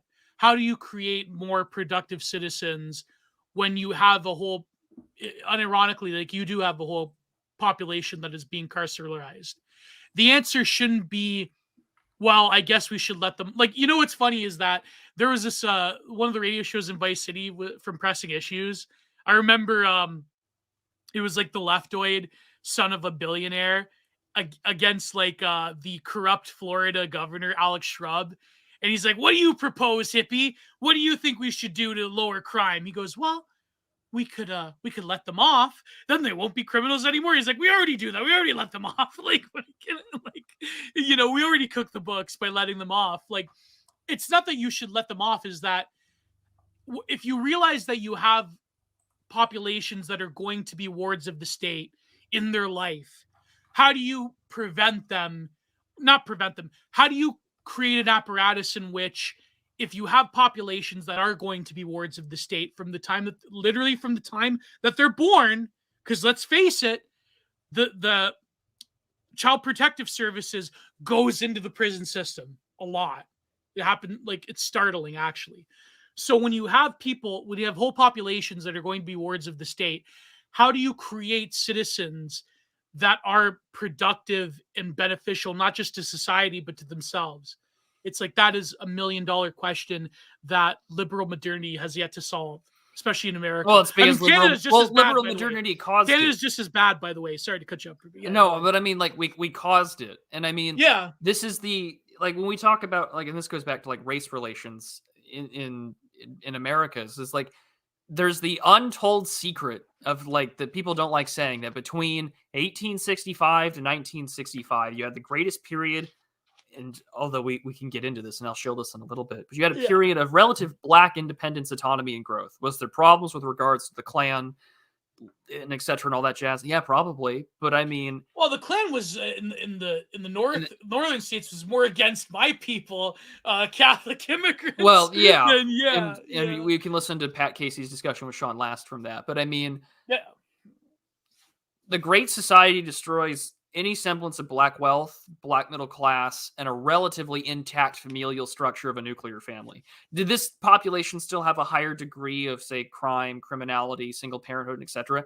Yes. Was it nearly as bad as it is in the year of our Lord 2023? No. We witnessed through the last 75 years, well, not 75 years, but we've witnessed since 1965, like a great destruction of the black middle class and any sort of civilizational force of Black America. Does it still exist in pockets? And we already know where they're aligned with, politically speaking. But I mean, you destroyed that writ large, and you gave the state a monetary and financial incentive to culturally debase themselves. And it's happening. And this doesn't just apply to them. This also applies to like certain like rural, white, trashy parts of like Appalachia. It happens. But it's just like you're sort of witnessing the consequences of like, well, we can't over-criminalize them because that would be the answer. You have to overcorrect for the problems that you've done with liberation. Exactly, yeah. But then how do you prevent them from becoming repeat offenders? How do you effectively give them therapy and job skills and issues with drug addiction? And you know what I mean? Like you have to police it militantly and also enforce that. Exactly. Here in Canada, I'll give you a good example. Maybe I shouldn't say it because of I'll get a knock by the RCMP on my door. But who cares? I was watching this documentary on the National Film Board about Indigenous women, like in the streets of Vancouver, and this was about the Robert Pickton trial. So you have a case where an Indigenous woman, a young woman, let's say she's grows up in a reservation in Winnipeg. And a lot of these reservations, by the way, are kind of like third world countries. She's abused. We all know how. I'm not going to say it for YouTube. By a relative, by people around her. And then she leaves Winnipeg and she's 16 years old and she ends up on the streets of Vancouver, right? As a quote unquote sex worker. I know I shouldn't say that word, but just, to be polite. Then she meets someone like Robert Pickton, right? And nobody cares, and the police don't care because it's like 1 in a million. And the whole thing about why is it that Indigenous women are disregarded and preyed upon and neglected by law enforcement, right? Now, the thing is, though, when it comes to the problems of a lot of reservations in Canada, like we know what Australia did with the Aboriginals, right? They sent the military in back in the 80s and they administered them to the best degree they could. And yes, were there abuses? Yeah. But when you have in Canada the legacy of the residential schools and so forth, I mean, the real solution was almost what Stephen Harper wanted, which was government oversight, which was a way in which you could regulate a lot of these like corrupt tribal chieftains that exploit and abuse their own populations. But you can't do that now. That was actually the first thing that Trudeau erased was the Accountability Act from Stephen Harper when he got into office in 2015, I forget. 2015. Yeah. That was the first thing he got rid of, right? And so you have a situation where there are multiple generations of trauma, but in Canada, any solution that proposes the state intervene on reservations is verboten because of the residential schools and can never, ever be floated by any politician ever. And Stephen Harper was like probably the last thing. And the bill wasn't even that. It was like basically just paperwork where government, like, we're going to meet with the chiefs and we're going to tell them blah, blah, blah. It's like in terms of spending and allocation of resources. That solution could never be proposed. And the thing is, though, is because of the legacy of the residential schools and because of the political climate in Canada, especially under Trudeau, is that, I hate to say it, but the abuse, especially of Indigenous women on the streets of places like Vancouver, on the streets of Toronto, on the streets of Montreal, like it's never going to be solved, ever. Never. There will be more Indigenous women who will be abducted, who will be, I don't know, again, not to go in on it for YouTube, right? Yeah. But that's never going to end, ever, unless there is a dramatic solution to it that involves the government getting serious about, listen, we broke these people. How do we help them now? The solution by definition is racist. So more women will be exploited, more Native men will take their own, more Native children will take their own lives on reservations. Will check and out drink themselves to death. exactly. So it's very similar to the situation. I don't mean to black pill. Well, I mean, it's very similar though to our terrible relationship with like reservations here in the United States, where there is like more tribal legal authority, and you have to work with the Bureau of Indian Affairs to coordinate with their law enforcement. And it is a disaster because like these people still live here. And I mean, I'm not a big advocate for saying like, nah, just get rid of them all. No. You have to find a way to, I'm a general pro human flourishing type of position. And it's just the indigenous are different because they are indigenous to this land, and we should respect them, obviously. Yeah. But that's what I mean. That's why it's so harsh. Like, here's the thing. I mean, I think that like the mass graves thing is obviously ridiculous. Well, they burned 71 churches for bullshit claims. Exactly. But that was intentional. Exactly. It was intentional because of true. Of course. Yeah, you didn't want it to end. No, this is the same way that you get conversations. Trudeau wants those people to be broken. That's his voting bloc. He wants people to be. And it's the same thing with Black America though here in the U.S. It's like why the Democrats never want it to end. Yeah, like, why do you think they're so excited about maybe talking about the Census Bureau to see if they can like trace your lineage back to like a slave ship? Yeah. Why do you think California is teasing out reparations? Yeah. Like this is the nature of how like this is. I did an essay on this very early on the channel about like bio-Leninism. It's like where does this go from here? I remember that video. You turned into a video, right? Yeah, I did because like you go out and Spandrel ends the essay saying like someone will eventually take power to get these groups together, most likely a woman or a they them impossible woman type situation, to say, listen, you're either with me or against me, and if you're against me, it goes back to 1955, and it's okay to be white. Yeah. But the question is like, this is why the immigration thing isn't going to end. This is why you're beginning to see interplay between Indians and more Eastern Asiatic peoples versus, say, the more refined, like what's left of WASPs and like Jewish individuals that are mainly at the top, because you're beginning to see this like intersectional interplay between disparaged inter-minority groups in the United States, and it's not going to end. No, they'll find someone to do so. And the way that you go back to it, of course, is that you try and pin this all on Whitey. And this is why you're beginning to see Biden, throughout his time in the White House, tell black leaders like Al Sharpton and the others, like, listen, we're not going to be in charge for much longer by demographic standards. Like, you're going to have to learn to get along with everybody else. Yeah. And we're going to watch it play out in this respect, too. What's funny is that Fraser is correct here. All the problems can be... Oh, yeah, definitely. You just we need a clone like 1990s Rudy Giuliani. Yeah, but without the Alzheimer's. And go to town. Yeah. No, it's funny for all the Leaf fans that listen to our show. Unironically, Canada's the barometer of America's future in the sense of a lot of CBC shows and commercials and everything. What can we call them? I know there's the one word we can't use, but like didn't Gavin used to call them cuck commercials? They're unironically gearing more towards East Asians and Indians, because that's like basically the imported growing middle class of Trudeau from the subcontinent, right? So there's a lot of shows now with East Asians and especially like more Sikh type of Indians. There's one with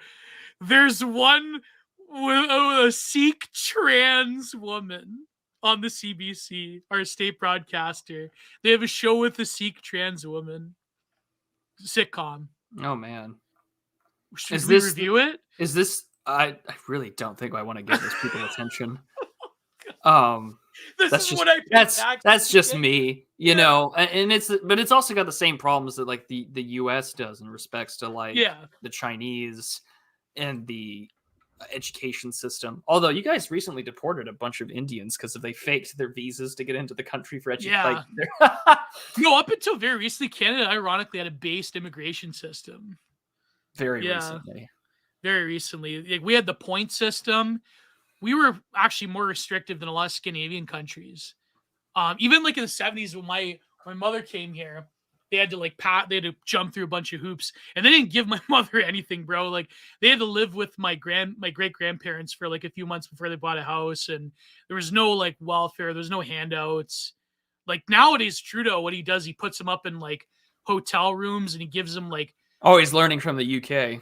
Yeah, and he like gives them like an allotment, like a $50,000 year's salary stipend, a family to come in here.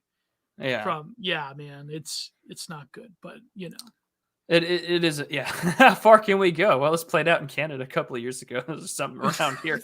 America's Canada 5 years down the road. Yeah. And South Africa is both Canada and the United States 40 years down the road. Yeah. Maybe they'll half it to 20 years. Who knows? Yeah. We're on that accelerate real freaking quick. Yeah. Congress Carcall got engaged, eh? Yes, he did. So thank God for a white pill today. So it's on air. I know he listens, and he always tells me when he's listening via DMs. So Ernst, my friend, congratulations. Congratulations. You both have a long life together and many children. Yeah. That was the nice white pill to wake up to on my phone this morning. I checked my phone after I got out of bed and worked out and did prayers, and then I was like, wonderful, thank God. Yeah, congrats to him in the highest. That's wonderful news.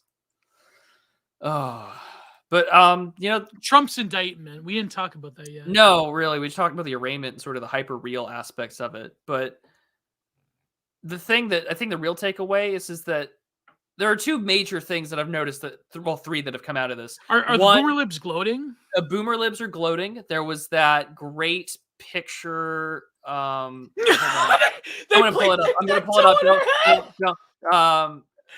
Martini. What is it? Right, Trump indictment. Come on, please tell me I can find it. Latest. Oh, come on. Someone find me that tweet. If you search "here's a cocktail" or something to Trump getting indicted. Yeah, I'm just gonna Google it directly. Have we checked Jeff Tildich's Twitter account since he got indicted? I don't think we have. I wonder what he's saying. I love how boomers, they think swearing is still edgy. Boomer liberals. Yeah, which is kind of sad, right? But I noticed like boomer liberals and boomer conservatives, they both have this like very odd like sexual humor. They both have like this thing about sexual humiliation, like Trump kissing Pootler, or like boomer cons, like Obama and Hillary, like I don't like they got this weird sexual thing going on. They really are the polymorphous perversity generation. I wonder where they got it from. Arrested Development generation. It is, but it is, right? I'm trying to find. Anyways, like there was a woman who had tweeted out that she was, celebrating the Trump arraignment with a martini, and she is definitely balding. It's like dangerously noticeable. Female Norwood. Yeah, it's so bad. If you search Trump martini, I did, and everything that I look up with Trump martini. I found it. Oh, thank you. Angelica Belcamino. Angelica Bell. Belcamino. Angela. Oh, Angela. What is she? What does she do? Liberal. Why does she have a picture of her in like stockings? Actor, advocate, anti-alpha male, liberal warrior queen. She have OnlyFans? Here is the picture. Hold on, let me go hide my messages section. Check the link tree. Oh my God, she does have an OnlyFans. Well, all liberal women at this point do. Yeah, literally. Look at that. Look at this hairline. Whoa, fellas. No. Yeah, I don't want to look at my own reflection if I'm on top. So no. Oh my God, she looks. I don't know. She looks a bit like you. Oh, you mean the head? The head. Oh, I don't want to see my own reflection in the bald. Yeah, no. See, thank you. Everyone's got her forehead is too big. Too big. But I mean, still. Well, WTF? God. That's not female pattern baldness. No, that's just either a really high hairline, hormones, maybe Botox. Who knows? There's got to be some frogs that have like leaked her OnlyFans. Yeah, like they need a bigger brown paper sack. Not even I can fix your spasticus autisticus. She's got an all right body. It's just that I don't know. Like I'm trying to find the OnlyFans. It's just look at those SSRIs, man. Yeah, that is 1,000. That's 1,000 cock stare. I feel like she could have been. Read the comment section. Oh yes, I will happily read the comment section for you all. She could have been like a Midwestern like soccer mom. My brother in Christ, please consider looking into Gary Oldman's Dracula hair. I fear you will need that as a resource before the next presidential election. I wish your hairline well. I'm not usually cool with the humor that mocks a woman's appearance, but I'm working through that. The famous one. Oh, underrated. I should post a picture of World Dane. She looks like World Dane a little bit. Oh man. R.I.P. to a legend. Is that go to that one photo? Is that Jerry Cantrell? I don't know. From Alice in Chains. Go. Let's see. One? Yeah, that one. Same hairline. Oh, it kind of looks like Jerry Cantrell a little bit. Oh my god. You know what's funny? I love it, like the tweets where she's walking. Oh my god, it looks like what? Look at that one, the bald one. Oh my god. Thank you, woke zombie. From last year where she's walking. Fact: liberal women walk with such swagger and confidence because they're alpha male free. She probably wants to get like, I don't know. This is the type of person that Bog Beef retweets when he finds those like never-ending string of tweets about alpha male podcasters. Yeah, like she probably wants to get with like, I don't know, who's like not Andrew Tate, but like who's an alpha male podcaster. Oh, she would probably love to get in the sack with Rollo Tomasi or something. Yeah, or something like that. Yeah, Rollo or Fit and Fresh. Oh my gosh. I don't know. Get double teamed by Fit and Fresh. But let's go. Hold on. Now I'm just gonna like Google her name, see if I can get. There's probably a leaked OnlyFans. Oh no, that's not what I'm looking up. God no. Jeez. Red Hawk should get with Red. No, Red Hawk has standards. Yeah, Red Hawk has standards. Devin Townsend, but looks rougher. Back when like Devin Townsend had hair when he was a strapping young lad. Like that's She wants to get nailed by a MAGA chud. She does. That's her fantasy, to get nailed by the MAGA chud. Many such cases. It's kind of like what's her name? Claire Lyman. Claire Layman. Claire Layman, yeah, it's kind of like that. Anal queen. Yeah. Much longer and harder than you, my tanned friend. That tweet will never get old. She's known for Reality Disorder, Front Cover, and The Mend.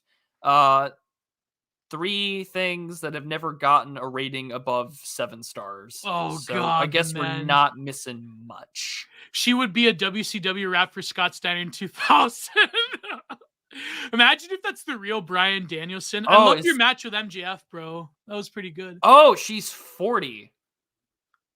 She looks like she's she's okay. Well, now I have an answer. She doesn't look bad for 40, but I mean, have you checked for Wiki Feet yet? Jesus Christ. Oh, brutal. Lord have mercy on you. Don't. We're not that. No guys into feet. What's the psychological explanation for feet? I can never understand that. How it's been explained to me is that the wiring between those 2 areas can sometimes overlap. She winds up. The egg carton is an egg carton. Sometimes the egg carton is just an egg carton. I remember Tony Atlas, the wrestler, described about being into feet, like being into women walking on him. Ugh. You ever see look up the Tony Atlas shoot interviews? I guess I wasn't immune to your, because on Telegram he had said this is why you don't simp on Maine, and I had commented saying, does this mean I'm spared on Thursdays? I was wrong. But she looks like a hag though, man. I can't bring myself. I mean, I don't know, man. If she wanted to get with a MAGA chud, I mean, I don't know. Nah, probably not. Well, sometimes an egg carton is gonna just decline. An egg carton. What am I saying? I mean, I don't know. But 40 years old, it's like, there's plenty of good-looking 40-year-olds. There's just like, I don't know. Dudes fetishize women walking on them. The West is fallen. Wait, why does Paul Mooseford have me blocked on Twitter? That's weird, man. He blocked me. I can't. Why, Paul? Why? Here he is in the comment section. He is in the comments. It's like, you blocked me. I think I gotta admit, I blocked back because I'm paranoid about when people block. Like, if Paul Musford, if you unblock me, I'll unblock you, because like I have this paranoia that if I see that someone, because how did I block you? Jeez, how did I block him? I'm gonna unblock Paul Musford. Gio God gave you a mother already. Stop looking for another. Oh, what? Oh my gosh. True, he's got a point. You blocked me on Facebook. Now I'm gonna. I didn't block anybody on Facebook, Paul. I didn't block you. You're on Facebook. No, I mean my personal thing. You blocked me on Facebook, and now I'm going to cry. Paul Moose for foot. How did I block him on fucking? I'm unblocking you right now. Maybe you know what it could have been. It could have been either I was in a beef with somebody like Mex. I was gonna say the G. It may have been because I was in a Twitter beef with someone, and maybe you were just a collateral. I don't know. I don't recall blocking Paul Moosefoot. It happens. That's weird, man. Collateral damage. Maybe because you liked to tweet it. I was in a bad mood. I don't know, man. That's weird. How did I block him? I don't remember blocking him first. Anyways, yeah, I unblocked you, Paul. No, I was gonna say the other G word that I probably shouldn't say on air, but let's call him Mex Cole. It's funny because John Ralgor, you know what's funny about having a beef with someone is that I remember when I had that Black Pill tweet like months ago. I was still with BTR, and I think like John like responded to me or something, and I took offense to it and like whatever. But John's actually a pretty great poster. I gotta admit, I don't know, he'll never follow me back, but he's a great, like I like Railgore. I think he's a great poster. I think go and follow John underscore, I think it's 117 on Twitter. But if you type of John, type of Railgore John, you'll find it. He's a great poster. He's got the avatar of the Dr. Manhattan, but his tweets against Med Gold are legendary. So look at what you've done to chat. Look at what you've Gio done. putting his foot down. No towing. Gotta get Versaloon in the chat one time. Oh my gosh. Yeah. Caught in the cross. Somebody, a friend of like both the Twitter friend, but an This is frog on frog violence right now, Prude. This is frog on frog violence. But no, I literally had somebody who is a fan of the show message me, and I had asked for context to something that he had said. And then he goes, every week I bear witness to the passion and spiritual crucifixion of the Prudentialist life on the digital archipelago. In Canada, I don't want to go that far in the comparison, but yeah. In Canada, we don't call it a camel toe, we call it a moose hoof. I thought it was this. Yeah, moose knuckle, yeah, or whatever, moose knuckle, yeah. Yeah, I'm behoofed. I agree. I'm behoofed. No more frog wars. I'm done with this. Oh man. Moose are dangerous, bro. Don't get near them, man. They could mess you up. Yeah, they really are. Let me go find the last thing we wanted to cover. Yeah, and then we'll. Oh man, I'm surrounded by tabs of the Angela Belcamino Twitter. Oh man, I gotta look this up now. Doe, I think I asked you before. I've asked you multiple times, but Angela Belcamino. What do you think is going to happen now in 2024? Do you think that this... So the next time he has to be in court is December 4th in person. Yeah. In December is when you want to be in New Hampshire and Iowa.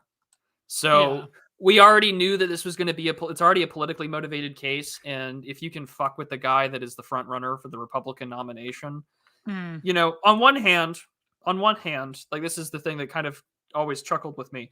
We know in the 2016 election that you had what were called like Pied Piper candidates that they were running, and that Hillary wanted to promote, which were people like Ted Cruz, Dr. Ben Carson, and Donald Trump. Well, Donald Trump got it.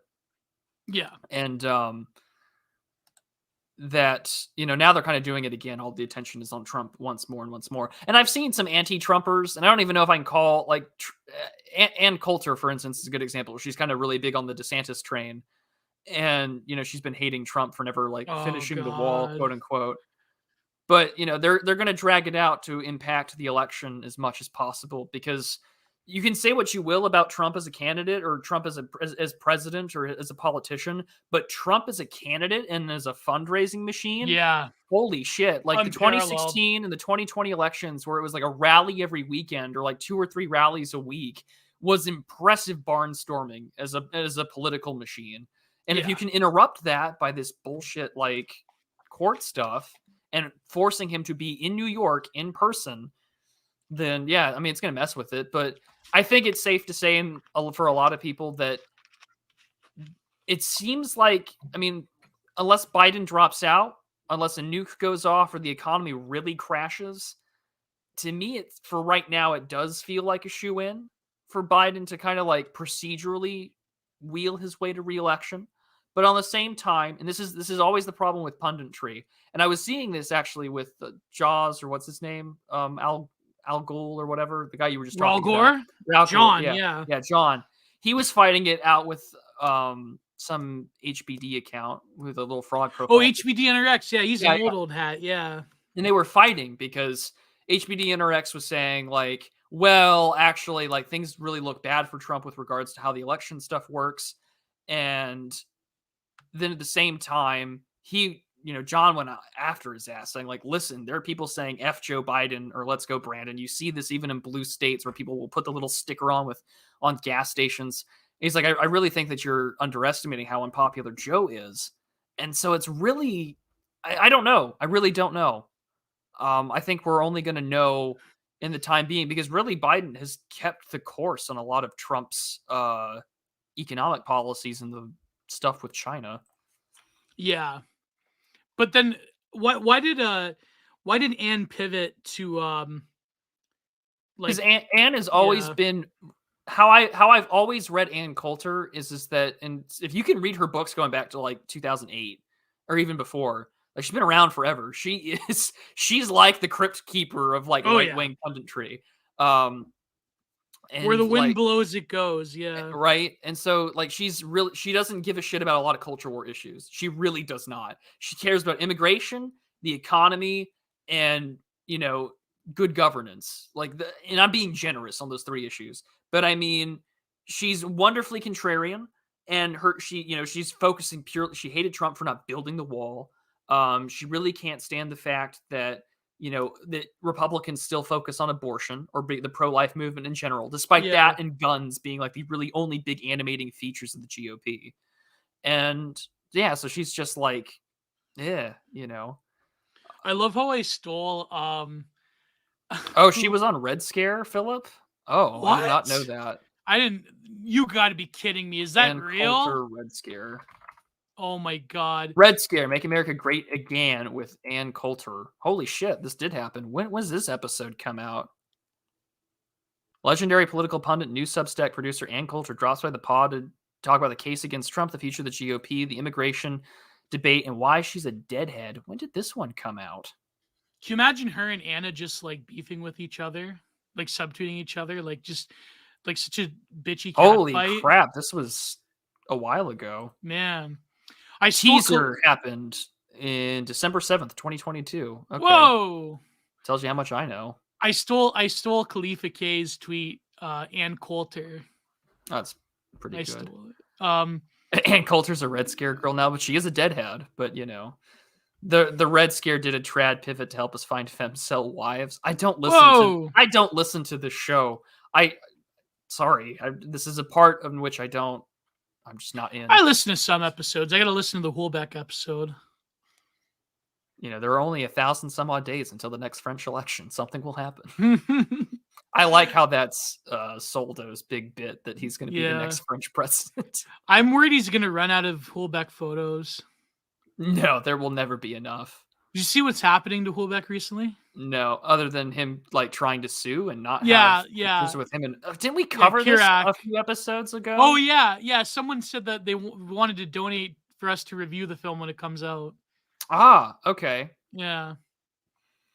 I'm okay with reviewing it. I mean, that's fine. Yeah. I mean, hey, I let's have face it. only read an English translation of Submission. That's the only thing I've got. No, the Kirak porno film of Fuelback. Oh, no. Yeah. I don't want to review that. I don't want to review a porno film. No.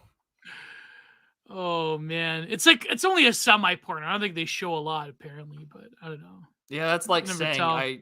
that's like saying, yeah, we're gonna go review Irreversible. Oh, we should review Irreversible. That'd be amazing. That's the one with Monica Bellucci, right? Yes. Yeah. That's also the one with the the one scene. That one scene. Yeah. That everyone remembers the film for. Yeah, but Paul Talk has done reviews of Kirak, the actual, like, our criticism of Kirak. Does he not like Kirak? Because Kirak's pretty based. I mean, I like Kirak. Gio really wants to watch it. I can tell. Oh no. The last You're gonna be wild when I send you Kink, man. You're gonna go crazy. Oh boy. No, we're not watching Chirac, not the Chicago documentary.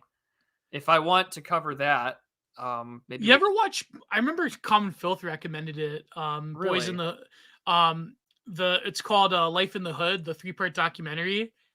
It's like just basically like different like this guy would go around ghettos like filming gangsters just beefing with each other. Interesting. Yeah, no, I have not seen it. I remember because Common Filth used to love like trash media like that. Like, I think it was called Life in the Hood, part 1, 2, and 3. Well, no, the biggest Monica Bellucci fan out here is probably Furious Pertinax. Oh yeah, she should have won, bro. I guess if we review Irreversible, we get him on. Oh, I have never watched Red Scares, but yeah, well, same here. Same here. I've never watched Red Scare. Like I said, I've watched a few episodes. I'm not like I should watch it more because I do think Anna's got pretty good takes, but yeah, I don't know. I should watch Red Scare, but then I don't know. Man, I feel like Red Scare is not for me. I don't know. I listened a little bit of the Nicholas episode. I'm too much of a, unironically, I'm too much of a rural light to really be invested. Yeah. So I don't know, one of these days I'll give it a try and maybe I'll do it. Oh, he explained it on Red Scare, did he? After deleting one of the most wonderful forums on the internet, where I now have to pay him $5 a month if I want to reread the thread again. Yes, I know it's archived, but it's archived on Chad. I think the Amarnate's archived all of the Sallow forums threads, and it's also on Chadnet. I think it's on Chadnet. You must listen to Chadnet. Okay, well then there you go. They have the Chateau Hertis archive as well. That as well. There you go. Well, the last thing that we wanted to cover very quickly was from our friend Paulos, Myth Pilot. Is a brief thread on the nature of Twitter's community notes. Yeah, I did understand this one. You got to explain this one to me. Okay, well, the thread's pretty straightforward on this bit, so I thought that we would just go through it. So for some of you who are on Twitter, and some of you who are not, I do not blame you if you're not on Twitter, but Twitter nowadays has what's called community notes, where we've seen journos and popular claims get fact-checked in real time. Oh, man, that's brutal. Did you see? Some of them are great. Some of them are pretty damn good. And it's also a great way for, like, Elon to have his own, like, Tesla stuff fact-checked by his own people, which is funny. That was like that one fact check I saw recently where it was I think this tweet that went viral from there's two of them. One of them that went viral from Howling Mutant, and they fact checked him on something, and I said, but it's spiritually true about Adam Savage. Oh yeah, because Adam Savage's sister or something tried to sue him over over an assault, but yeah. But then it never went to court. It was fact check saying that, the mom claims that the daughter's mentally ill or whatever. And yeah, but spiritually true. It's spiritually true. Yeah. The other one I saw was it was so hilarious. It's that failed actor comedian that hates Trump, the Michael Rappaport. Yeah. Where he like it's so pathetic. They fact checked him where he inserted audio of trying, like, when New York was like, I don't know, people on the streets were like, they're trying to escort Marjorie Taylor Greene out on the street, and there was like almost like a riot. Did you see her on 60 Minutes? Yeah, she body that one. She bodied Leslie Stahl. Yeah. So, but they because that's what pedos do. That was great. No, but then Michael Rappaport took the filming of like trying to, New Yorkers trying to kick out Marjorie Taylor Greene, and he like inserted audio of himself berating her like a total psycho, but he wasn't actually out in the street. It was like he just took a video and like spliced an audio of him yelling at her. And that was a fact check that Elon did. Great. Yeah. No, I didn't see that though. That's funny. Yeah, it's hilarious. So yeah, Paulus's point is that community notes is a moderation system that you can apply for, but once you're in, you can rate and submit community notes. It's a powerful way to hold media orgs accountable. Adding context to this underneath tweets in real time. Which of course Nancy Pelosi's like thing here is basically saying like you have the right to prove innocence because you're guilty until proven innocent in America, really. And then other times, right, you have Apple AirTag to track down person who stole his truck and shoots him dead. As per the New York Post's own story on the matter, the suspect pulled a weapon on the owner of the vehicle, who then shot and killed the suspect, missing the important. This is how you can do it. Yeah. There are two ways to do it. You can signing up for a community notes account or using it as a regular Twitter user. It requires meeting specific criteria and going through the process of verification, which can take a few weeks. He's got a whole Substack post on this, which I will link in the comment section for you all to read. Should I pay for Twitter Blue? Should I get verified? I don't know. I haven't paid for it yet. I haven't decided. Oh, also, if you guys haven't noticed, there's the little Doge up there now. Oh god. So if you have some money to spare, we have a super chat on pump and dump your shit coins. Yeah, there you go. Because I don't know how that won't be later investigated by the SEC or whatever. Oh my god. But Elon doesn't care. Man, that truly does not give a fuck. But the mainstream media derives much of its power from the illusion of objectivity. In order to denude the media of its power, their biases and inaccuracies must be exposed wherever possible. Ideally, there should be a community notes on every single tweet made by an MSM organization. So he's calling, Paulus is calling for us to apply or create a community notes account for the sole purpose of fact-checking and bodying the mainstream media, which I'm all for on Twitter. Oh, yeah. I was going to write this blog post once years ago. It was over like a Mike Cernovich tweet where he was like pointing out something from like a previous article where I said that capping tweets. My take was that by capping tweets and capping older versions of articles, that the right wing is doing this like weird form of online samizdat and guerrilla subversion, where you could like literally point to people as they say it, as they try to deflect.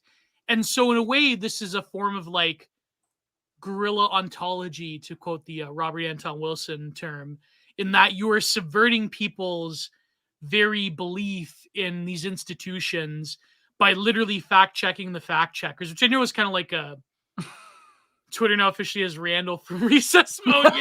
Yeah, exactly. Randall Weens. That womps. Oh my God. But I feel like it's a way of subverting people's expectations in their own capacity to believe in these mainstream institutions, which I mean, the past 2 years, 3 years has demonstrated, I mean, really since Trump has demonstrated that they will enact any sort of like exception to their own quote unquote standards if it means that they have to get the agenda pushed through. So in a way, it's, you know what I mean? It's like, I feel that the community post, like Myth Pilot hit the nail on the head.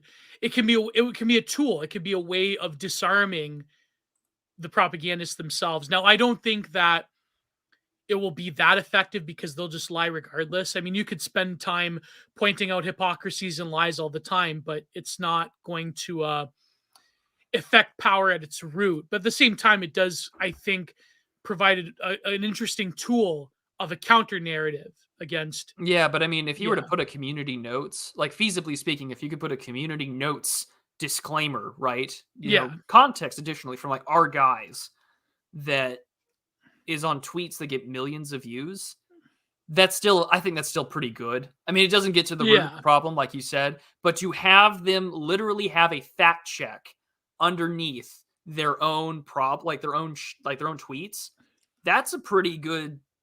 That's not a bad endeavor to pursue, in my personal opinion. Yeah. Oh yeah, 100%. So I'm kind of for it. Oh yeah.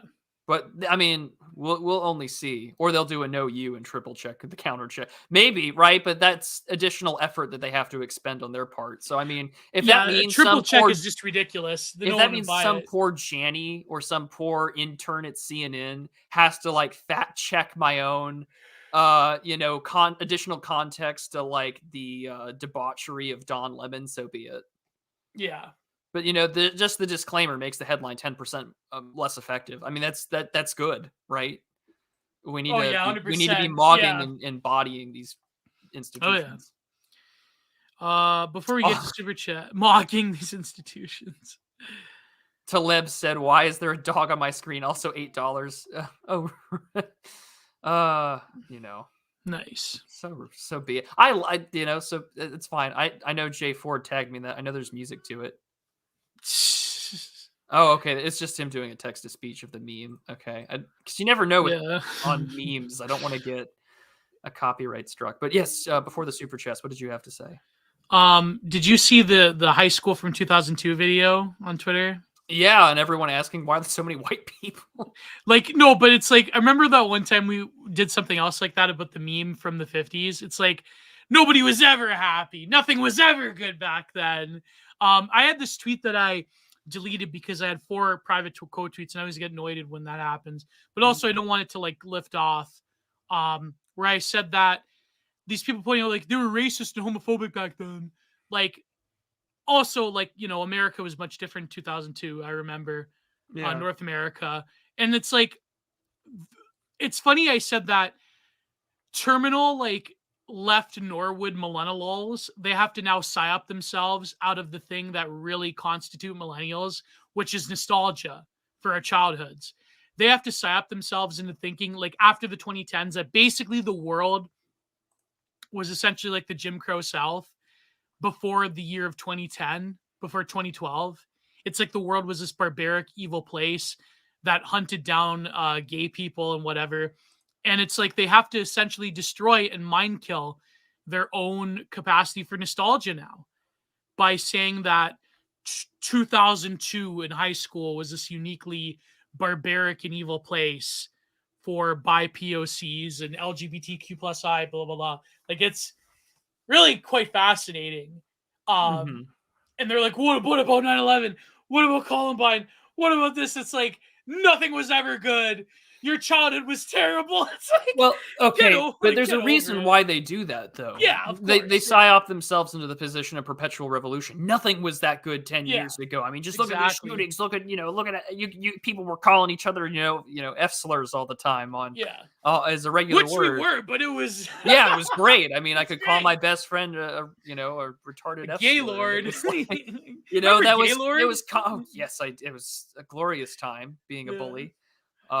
It was good back then. That was like the PSA. This is my favorite green text of all time. Let's just take a 1990s high school bully and put him into 2015 or 2018 high schools. Yeah. Old media is an incredibly untapped resource. And you don't even have to go that far back in time. Like, I know a lot of people love to do the like 1920s or 1904, 1896, where it's a totally alien environment. But I mean, 2002, right? Like, yeah. And this is also the fate, but this also has the same pitfalls of wanting to go back to the 90s. But I mean, imagine what kind of, seizure or aneurysm I could put one of these like legalized sex work type people. I'm like, all right, you're going to be strapped to a chair and you have to watch American Pie. They would lose their brains. They'd swallow their own tongue. And so it's just a mess. And like, but remember, kids, they can never take away what you said on Xbox Live in 2007 on a Halo 3 or Call of Duty lobby. I love how like when Zoomers or Meet the Fockers, right, with Gaylord Focker. Oh god, like I love when Zoomers are exposed to like older millennial media and they're like, what? Like that's like again, yeah. I mean, I don't know. I just like think I'll just say this. Like even with adult animation too, like they're every frame of Super Jail is better than anything made by Netflix's original like productions. 100%.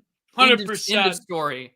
Super Jail is aged like a fine wine, and I will defend that. Paul Moosefoot, you're 100% correct. 2002 is amazing. Yeah, it was. I remember 2002. It was pretty cool.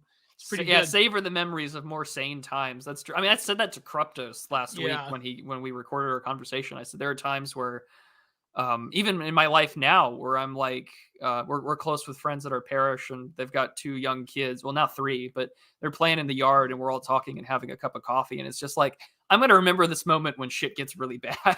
Yeah, you remember those times. You're gonna remember those times. Yeah. Or our band section leader going to round us up saying, "Hey, queers," That's so true. So true. Man. Like to quote Chuck Schuldiner from Death, savor all you feel and all you see, things that may not seem so important now, but maybe tomorrow. In other words, maybe they will be important tomorrow. You never know. Oh man, you were born that year? He was born in 2002? Bro. Feeling old. Man. You were born in the 21st century. I better go die of a heart attack. Yeah, I better. Jesus H. Early 2000s. Yeah, exactly. I have such a big hard on for early 2000s aesthetics, man. That's why I want. That's like again, bring back the emo girls. Bring back steam girls when they didn't have penises. No, it's funny when you watch Kink though. It's total like early 2000s core. Like it's or that too. SNES to back and watch House MD. Well, House MD is not that great, but I watched all of House MD because my there's subversion into it, but I mean, casual, right? Curmudgeons. Imagine living in a millennium with a crusade. Imagine not living in a millennium with a crusade in it. Oh, there's a great woke crusade now. But did they have They had like the crusade was yet to ramp up in 2002, but certainly it was there. It was there in academia. Yeah, no, but even like in common parlance of like communities that. Like if you were a part of like, I don't know, the gay community, to quote AJ Styles, if you're a part of the gay community in Vancouver in 2002, then you knew about terms like pansexual or whatever, but not like, it was very quaint. It was very like, give us our rights. It's like that. Nowadays, it's like the total, like there was a switch that did unironically flip in like 2012, 2013. There was something that happened. Yeah. So basically the Matrix called it when they said 1999 was the height of the human civilization. Yeah, exactly. I mean, I'm assuming Brandon Danielson that you watched that Emblem documentary. So it's same thing that 2002 babies can buy alcohol now. Yeah, exactly. It is pretty insane. Yeah. They can also buy tobacco now. So yeah. During Occupy Wall Street. Smoke your kids. Smoke your cigs, kids. Exactly. 100%. I agree. Go and buy Hestia cigarettes. Our good friends at Hestia. Different. Look at Jacob. I miss the quaint F slurritry. Oh, I do miss that quaint. It was a better time. If you search, there is one clip of Kink on YouTube that's pretty good. It's from the second season. But I look way older than 20. Well, that's pretty good. The 2013 college campus. Yeah. Do you remember Duke Lacrosse? SG Society cigarettes, Patrick. Duke Lacrosse was, I think, like one of those shelling points. Do you remember Duke Lacrosse, the incident where they said the whole team, but it was like totally fake? Yeah. Yeah. It was one of the first things that. Do you remember Jackie? Virginia, was it Virginia U? I don't remember that one. It was the Rolling Stones one, Jackie. Oh, are you talking about like the original Mattress Girl? No, yeah, the original Mattress Girl, not Emma Solkowitz, but Jackie didn't exist. And then of course Emma Solkowitz was fake Mattress Girl. Mm-hmm. But Jackie was the U. Yeah, I was at U Virginia. The one where like the Rolling Stones totally like almost made up this girl. Yeah, UVA. Jackie. Oh, the UVA girl. Yeah. And Rolling Stone had to almost didn't it get sued? Yeah, they did. Okay, yeah. Yeah. But no, Emma Solkowitz was in Colombia. Was it Colombia? I forget. She carried her on the mattress. I thought Eleanor Roosevelt was the original mattress girl. That's why do I find that funny? Oh boy. Well, wasn't Eleanor Roosevelt a communist? Eleanor Roosevelt was a communist and a lesbian, so I mean, yeah. I don't think she. I get original mattress girl. I get it. Pillow biter. I get it. Yeah, pillow biter. Yeah. You can't say that nowadays. That's offensive, but. She was a lesbian? I didn't know that. Alleged lesbian, but I'm going to go with lesbian anyway, because it's not like a man with severe polio, cheating, alcoholism, and multiple chronic illnesses was really going to take the time to plow her anyway. Was Franklin banging interns in the White House? I don't know if he was... Well, they were banging him. I mean, he's got to roll around in his chair to get to him. Who knew? Yeah.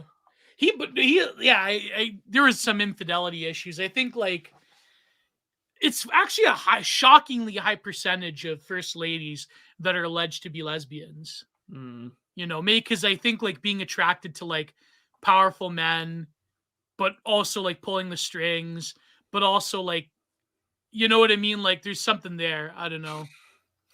Nancy Reagan was pure as the driven snow, though. Nancy Reagan was pure. And as pure as the driven snow that she was telling people to just say no to. Exactly. 100%. You know what's funny? It was that picture of Ronald Reagan in the plane with his sweatpants. His sweatpants. Yeah, that's hilarious. I love that photo. That's how I go to work every day. Well, I work from home, so I'm literally in a pair. This is also why I'm not camming, because I'm not dressed for being on camera. But like, I'm literally in a pair of gray sweats that have like a fleece inner lining. I am cozy max to the fucking top. You have no idea. These are. I wear shorts almost like even the winter. I wear shorts. I don't like pants. I agree with Bap. That is the ultimate white man flex. Yeah, man. I don't like pants, bro. Wearing shorts in the winter is the ultimate flex. I even like go outside like in the winter with shorts, but I have like my I do that when it occasionally snows out here. I'll put on like socks and I'll put on boots and I'll be in a pair of basketball shorts walking the dog. Oh, that's a good time. I agree with Bap though. I don't like pants are too restrictive, bro. It's like they're restricted, but it's like I don't know. It's like I don't know. I can't wear shorts into my church, so yeah, true. Pants are fine. But now on to the wonderful section of the show, the Super Chats. The Digital Archipelago is sponsored by viewers like you. With your generous support, whether it be $2 or even as much as 100 euros throughout the history of the show, your ongoing support allows this kind of comedy and the best buddy cop duo on the internet right now to maintain and continue. Top of the sector! So with that, on to the Super Chats. Let's get ready to shoot over the Super Chats. Yes. There you go. Our lines and operators are standing by. Go to the pinned comment. We got Arcinius back there. We got Bartholomew the Red. We got who else has a wrench for you? Vingal. I have a few. Does Arcinius have one? No. I don't know. Sean Weiland does. Sean Weiland has been a long time. He's back on the phones there. Yeah, Spasticus Autisticus is on the phones, ready to answer. We'll be ready to deal with you. But he really tucks your ear off when you answer the phones. Like it's Spastic. He like goes on like he did. Oh man, it's hilarious watching him. He's there at the phone lines, ready. He will make you feel welcome. So, sneaking away. I will start with the entropy ones now. By the way, did you see Spasticus? Did you see the recent Ayala poll? No, I did not. I saw it, and I commented on Aristophanes' tweet about it. I said Ayala is literally just like proposing stuff that a 15-year-old on Urban Dictionary would like say. Oh, was this the one about like? What if you went back in time and you like, you could to your past self? You could save her. Maybe 20 years ago. All major credit cards are accepted. This is true. But all right, on to the entropy chats first before I can pull up the YouTube ones. So, not Omegan for $3 US says the only solution is essentially Australia. Not feasible in today's world. Maybe when Elon makes space travel possible. So there you go. Mr. J. Forbes for $15 US in the light and heart and spirit $15 of this profile picture right now. He just says Sneed. Nice. So wait, where is he from? Jay Ford. He's in the US. No, but like you were saying, you're going to say from the heart of America. Is that oh no, from the heart of the profile picture, the heart and spirit of it all. Oh, okay. I thought you were going to say. I have no idea where he's from. It's not my business. He's from every town. From an undisclosed Midwestern Führer bunker, as Rod Dreher described Charles Haywood. I like that phrase. You know, there's this guy in rural Ontario who built this like bunker that's like a mini like complex underneath his house. It's like crazy. I gotta look him up. I forget the exact name of it. Then there's that guy that did they did the film Fly Away Home off of. He built his own like bunker house. I liked that movie. Yeah, that's a real story.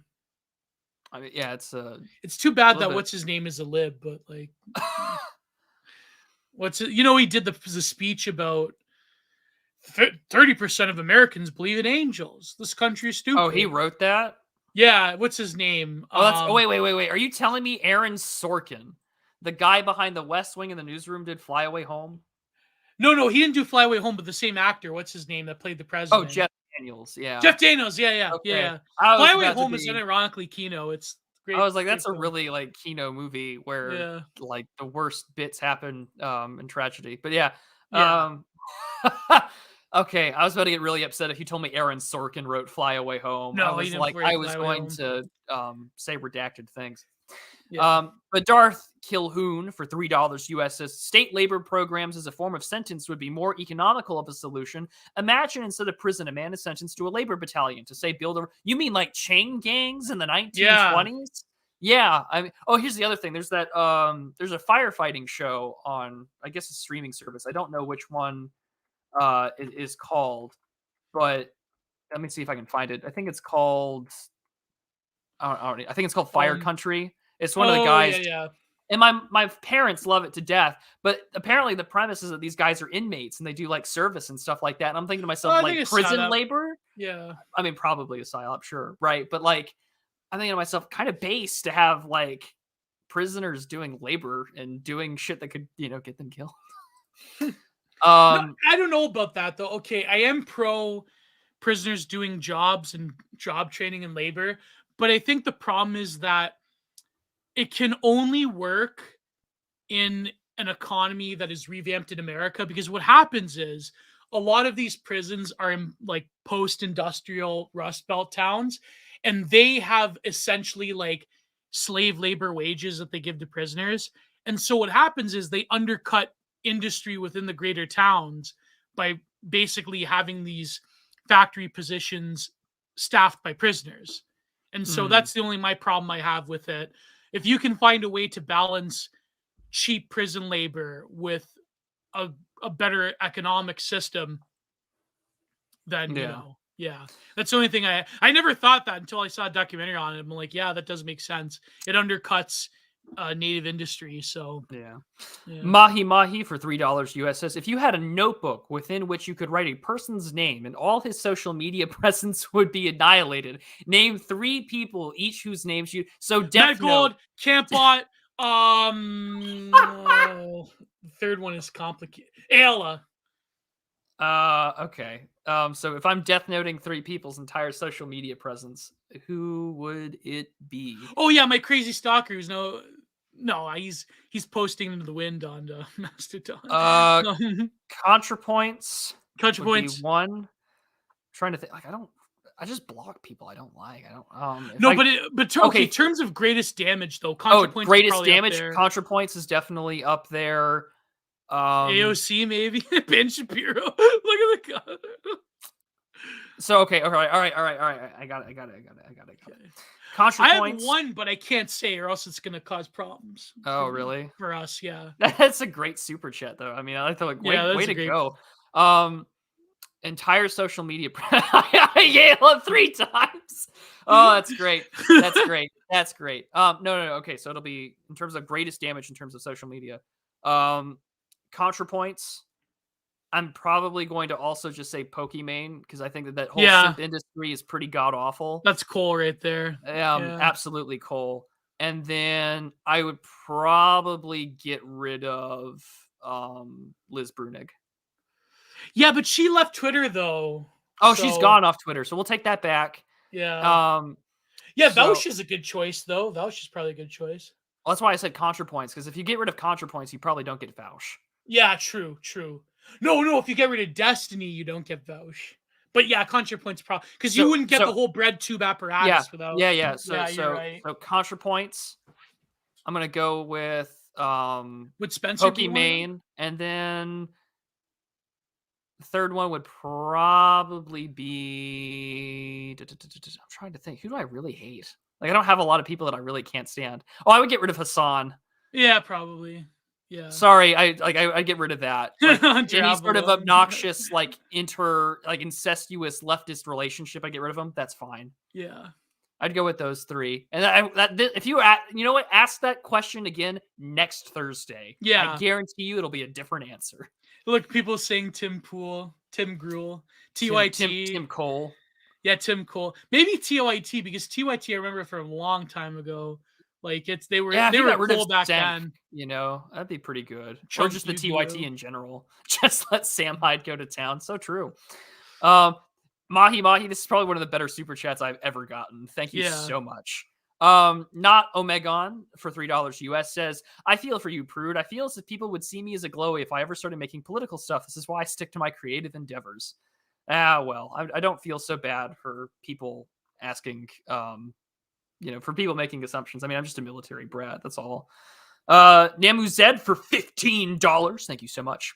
Got burnt out on old media and right-wing reactionary content. Started realizing consuming all the time was a problem. Finding joy in other things has helped and inspired me to create content I enjoy. 100%. 100%. I consume way less stuff than Unless you're consuming me and Prude's content. That's different. But... May we be the notable exceptions in your lives. But I actually consume way less political content than I used to.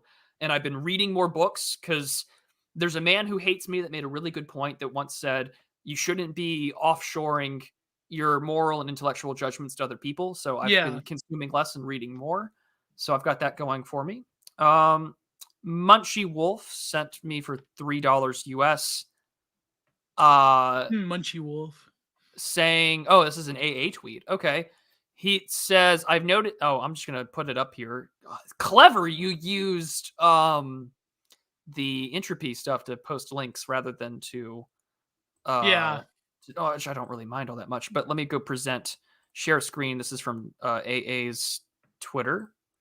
And it says, I've noticed that Normie and Blue Pill are on the list. The FBI might as well have listed the word the. Oversight project. Terms like looks maxing, Chad, and Stacy will get you on the FBI's list for incel violent extremism. I'm sure I'm probably on some Canadian list. Yeah, terms like cell, Chad, femoid. I love you. How do you guys say woman? Just be first. It's over. Eldar. Oh my gosh. Neat. Normie, Blue Pill, Red Pill, Black Pill, Rope, Stacy. Wow. Unbelievable. Okay. Well, that's interesting. I'm not surprised that they have that since they made a big deal over most people in America have used those words. Yeah. I'm also not surprised in respects to what happened with the whole Joker thing. Yeah. But this comes from the Oversight Project they're going to ruin Joker, bro. They're going to ruin Joker too.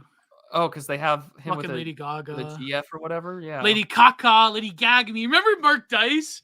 He's like Katy Theory, Lady Gaga. Remember that? Yeah. Lady Gaga is gonna be Harley Quinn, his psycho. You know what's funny? Because there's this one. Well, it was. I think this was the one tweet I liked recently from Spinach Bra. Was just like they've ruined like the one incel superhero and gave him a GF. There was that one guy that's got an avatar of Paulie from Sopranos, where he's like the banged everyone in the institution stare, everyone in the asylum stare. They're making a Joker musical apparently. Well, I wouldn't be surprised. They've done this is my theater side showing, but they have a musical of American Psycho with Matt Smith as Patrick Bateman. It's pretty good. Oh man. You can listen to the whole original cast recording from London, and it's actually really good. Yeah. And then the last Entropy super chat is from Owen Zaleski for $3 US. He says, "Evening, gents. Happy Holy Thursday. Thank you for recommending the books. I got them this week and started reading them. Also reading HOL, House of Leaves for book club. Also, nice. would narrative web comics work for Twitter?" I've seen it before. Probably it would work. Yeah, I've seen it. So yeah, I mean, and it helps you build a following, especially if you're building a story. Like, for instance, there's a lot of like Twitter-based horror sci-fi fiction that is done solely through tweets. Like The Sun Vanished is a really good example. I've never seen that. I guess look into that. Yeah, I mean, it's been going on for like a year and a half now, and it's pretty interesting. Like the sun disappears, and you got aliens and shit, and it's all set out through tweets and little videos that are being edited that are like dark and stuff. And it's pretty good. And yeah, we're probably on that FBI watch list now. Every Mr. Every episode of every other word of the Digital Archipelago. So true. We're on so many watch lists there. Look at Jay Ford implying the first Joker wasn't bad. You know, I have to always defend it because I wrote that article in the American Sun about it called Clown Among the Ruins. You can still find it. But I know why Bap didn't like it, like Gay Man with the Face Paint, he called it. Because it really is just like, it kind of is like approved dissent in a way. I don't know. Stacy's mom had got it going on. There you go. Everyone wave to the feds, kids. Everyone's sending a little hand wave emoji right now. Go wave to the feds. But yeah, you could definitely, Mr. Zaleski, you could definitely make that work on there. So now it's time for me to do the wonderful scrolling to find the YouTube super. Oh yeah, put them on screen. So while I do that, Gio, what do you have for us? Tomorrow I come out with Content Minded, another solo variety mega show. Hopefully I get it all done. And yeah, and it's going to be great. Next week I'm going to release the Trad Western Art episode. And you said we're going to have to do a pre-recording for next week, maybe for Easter. Yes. So yeah, we'll see what happens with that. Maybe we'll get Dan Baltic, who knows. And also I have a pretty good interview this Monday with a good friend of mine. All right. It's Alexander Adams. So even better. There you go. Yeah. That's going to be great. I can't believe I had him on before you. Yeah, I know, man. Yeah. But we'll see what happens. Also, probably Monday, I'll try to get done the following episode of Art After Metaphysics, see what happens. I think I have to go somewhere this weekend, though, just like a family thing for Easter. But that probably won't take that long. We'll see what happens. Yeah, so that's what my week next week is going to be planned out. And just other than that, like trying to gun through my book. I have to write the short article for this art thing magazine on my Gilles Jean series of paintings that I totally forgot about a few years ago that I did. But yeah, so I'm going to bring it back. All right. Yeah. All right. Well, let's go now to the super chat. So glow we in the dark. We have a hot one, but it's only like a $29 $2 tweet. But yeah, we'll get to it. We'll get to it. Glow in the Dark for $10 says neocons is the only name I can think of that we use for economically right but socially left. They care not for us cultural conservative issues. They just want corporate protections with pro-war. Oh yeah. I mean, I would almost thank you, Glow in the Dark, a great patron. Thank you, $10. So yeah, sorry, go ahead. I mean, that's just basically like regime 101 stooge. The American political system, unironically fears economically left, socially right. Like that is the big bane of their existence. The American ruling class. Well, that's the big political voting base that everyone keeps pointing to that Republicans keep ignoring. The MAGA chuds. Yeah. Yeah. JD for £5 says, how many 10-hour EFAP streams do you need to watch of snarky, sanctimonious commentary to get that most media is awful but jump on good propaganda? What is EFAP? Every Frame a Pause, which is the podcast that Mahler and several friends do. They shredded Jenny Nichols? Yes, that's fame for not a very long time. So like most of these streams are forever because of super chats, because they go through all of them. They answer them all most of the time. And so they'll have maybe like an hour to like our show's length of covering media or video essays or people's takes, and then they'll go to super chats. I mean, I used to watch it, but long before I made my YouTube channel, but I don't watch it now. So I really can't say. I still like Mahler's work, but outside of that, I don't watch. Like I said, I don't watch a lot of like media commentary or stuff anymore. I just don't consume as much.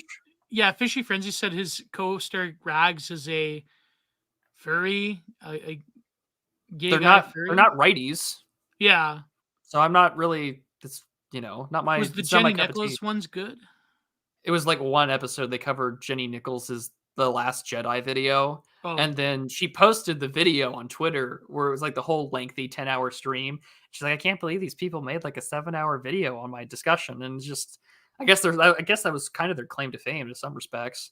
I mean, Mahler was already pretty famous for his Star Wars videos. Star Wars, Sargon goes an EFAP.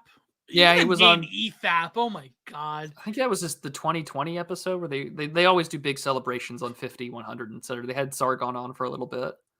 Oh no, but the name EFAP is hilarious. Every hilarious. frame of training, every frame of pause. No, but FAP, right? Yeah. But Fishy Frenzy for £5 says, in the Paul Schrader movie, The Walker, Woody Harrelson plays as a Southern queer. Not a great film, but his performance is somewhat unintentionally funny. I think I saw that. Maybe I wouldn't be surprised. I haven't seen it. Internet friend for $3 Canadian says, so what are we thinking about with regards to Twitter's new NAFO logo? Oh, it's not an NAFO logo. It's just a Doge. It's just a Doge. So pump and dump your shit coins, kids. Pump and dump those Doge coins. I think he gets rid of it for a week. After a week, it'll be gone soon. If it stays for any length of period of time, I'm kind of for it. But well, the NAFO Doggo is a different iteration of Doggo. Iteration. There's a taxonomy that you have to follow to get it. Looks more retarded. Son of Haster for $5 says, oh wow, Gio, you were on that space. This is what I get for having a normal sleep schedule. Yeah, it was Mr. D called me up and I felt obliged, and Cal was on, and Charlie was on for a bit, and Semi Agog, and what's his name, the Australian guy? Mr. Guard, or Guard. Yeah. Chris Guard. Who makes some unironically based musical bits. He did one about the new YouTube CEO he had to take off Twitter. Oh my god. Our good friend Patrick Casey restoring order with a $2 super chat. Thank you, sir. Greatly appreciate it. We also. Oh, that's right. Tonight, go and watch. Is it on? No, it's not restoring. Go and watch Oren McIntyre tonight. Is it right after our stream? It is later tonight at, I will get you the exact same time. He goes, Oren McIntyre will be live tonight covering the Passage Press and unqualified reservations with our good friends. Good Lord, when did he make this stream? The Legacy of Unqualified Reservations. It'll be live in 3 hours at 8 p.m. Eastern. Is must-see TV with our good friends Lomez and Astral of the Astral Flight podcast. So you will go tune into that. Go to Oren's channel later this evening. Astral's first time being on Oren. It's going to be amazing. Yeah, it'll be great. I unfortunately probably can only watch a little bit of it live through intermission because I have to watch the Leafs Bruins game tonight. But I'll probably try to watch it. And I will be on Oren McIntyre again this Monday. I think I'm going to be on Oren maybe sometime in the future because usually me and Last Things go on together. So we'll see what happens. You and Last Things make a good duo for media criticism. But he can never replace you, Prude. Oh, well, I'm flattered. Oh, is it time for I forget who sent the super chat, but I'm excited for it. We're getting there. Seeing a girl this Saturday and taking her to the Easter Vigil. I'm sorry, nice. Gio. I'm not a true cell any longer. Oh, you bastard. Can't believe you, Bartholomew the Red. Well, Mr. Red, I hope it goes very well. Yeah. May you all. No, I hope it goes terrible. I hope it goes well, and then you enjoy a glorious Sunday of the Resurrection. Misery loves company. No. How did Jay Burton pull Boyce before Gio? I know John Carter. My God. I think he just asked. I think Jay Burton just asked. No, but Benjamin Boyce has to ask me. Okay, that's how it works. I'm the talent. Have you not been on his show yet? I've not been on it yet. Someone should give him a nudge. Me, Orange, Charlemagne, Dave the Distributist. Yeah. It's a miracle. Someone's got to give him a nudge.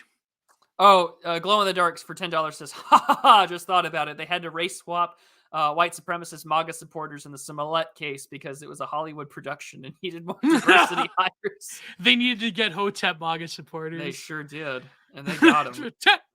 $10. QWERTY, glow in the dark. QWERTY ZZ7 for $5 Canadian. So even male on male sexual violence has gotten even more gay. Press F. I know. Oh yeah, this is back on our prison discourse. Yeah, because America's got a weird obsession with that. I can't believe Don Lemon like explained prison sex to normies watching, like boomer liberals watching CNN while they're doing their laundry in like a laundromat. That's crazy. Well, it's like that too in like airport, lobbies and things like that. Just everywhere. It's same with CBC over here. Go to McDonald's, they'll have it. I love this deep fried Doge's comfy lads profile picture for $9.99 US. Is the future of policing going to be pharma and psychologists running law enforcement along with AI pre-crime technology trying to persecute everything? Yes. Yeah, except they'll have to use models that are anti-racist. Yeah. So. No, they'll try to sort of have a more mass-produced version of therapy. Like I said, go to watch luxury gay space longhouse. Yeah, exactly. Neoliberalism will unironically create glorious gay luxury space longhouse space communism before. Yeah, exactly. It's funny, like therapy. There is, I think, like in certain cases, but in a way, like for most people. That's why I say, like, go watch the YouTuber Daniel Mackler, who used to be a therapist, and he like left it because he saw how, in some ways, how dehumanizing it is in some ways. But yeah, there will be there will be therapists with guns that'll tell you that you're problematic in the future. The longhouse will be automated. Yeah, Minority Report, but ignoring minorities. They're just like every episode of Law and Order. Yeah, that's what Terrio Vince said, Minority Report, but ignoring minority. So true. Oh my God. Yanoslav for $9.99 US says, another payment in the installment plan for your back catalog. Thoughts on dark manga as an aesthetic, as a meme, and as politics? You know what's funny is that the one hilarious lolcow that used to be obsessed with me, now he's like posting into a void on Mastodon. He thought that I created dark manga. I did not create dark manga. It was Elrad. I merely just hosted the Twitter space with Elrad and Conan and Bizarre. Who was it? Elrad, Conan, and Astral. And I don't know. I think it was a funny meme, but I think that nowadays the possibility of Trump doing like any sort of like revenge fantasy on the globalists, I don't know. I don't think it's going to happen. I think that he'll get the nomination, but the fantasy of dark manga is much more of an interesting meme aesthetic political idea than anything that's going to happen in reality. I don't know. Oh, let's see here. I mean, for me, I like the aesthetic. It illustrates sort of a revitalized energy, like we're, fool me once type deal. It's 2016 revivalism. Yeah, but it's politics. The people the closest thing that you get to dark manga are people like running the Center for American Renewal or Andrew Kloster and them telling you that, listen, we need to make Schedule F happen as soon as possible and to get like all these bureaucrats out of the White House. Like dark manga is literally telling the civil bureaucracy of the United States executive branches to go to be outed, like Oliver Cromwell, like expanding Parliament. Like that's what needs to happen. For the love of God, man, get out. That kind of thing needs to happen. As a meme, I like it. As an aesthetic, it does have 2016 2.0 issues. It's like Fash Wave. It's like it's like we're gonna make Trump wave, Fash Wave with a little bit of Little Dark Age tucked in, and it's just like it's cozy to be nostalgic for it. But as politics, I don't know much more that it is. All that it did give birth to, though, was that Dark Brandon shit, which is unironic. No, I think that. I mean, we've said it before, and I think it's a thing that people don't want to hear, is that the Republican Party will have to like Trump is not immortal, okay? Yeah, you will need to rebrand. Exactly. Yeah.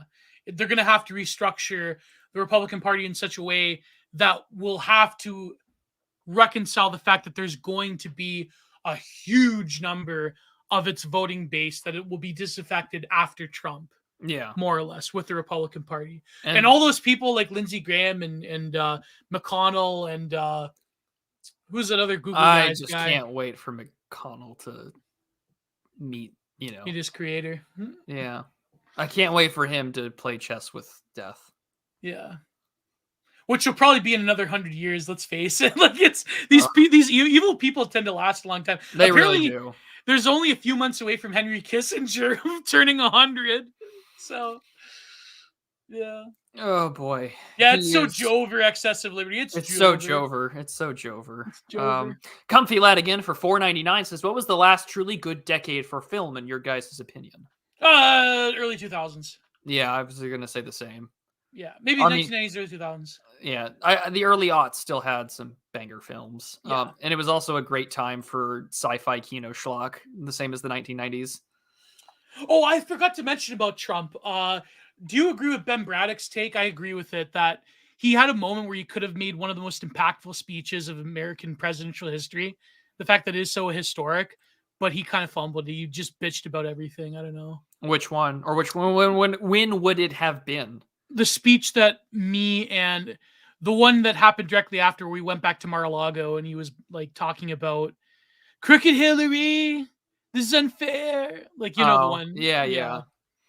He could have. I think he also could have really changed the game. If instead of doing this, holding a Bible and tweeting out Law and Order, he would have had the ultimate win if he had said, tonight I am deploying the National Guard. I am federalizing the, National Guard in 12 states. Mm-hmm. And we will put down this reckless and violent rioting and flagrant disrespect of law, order, and tradition.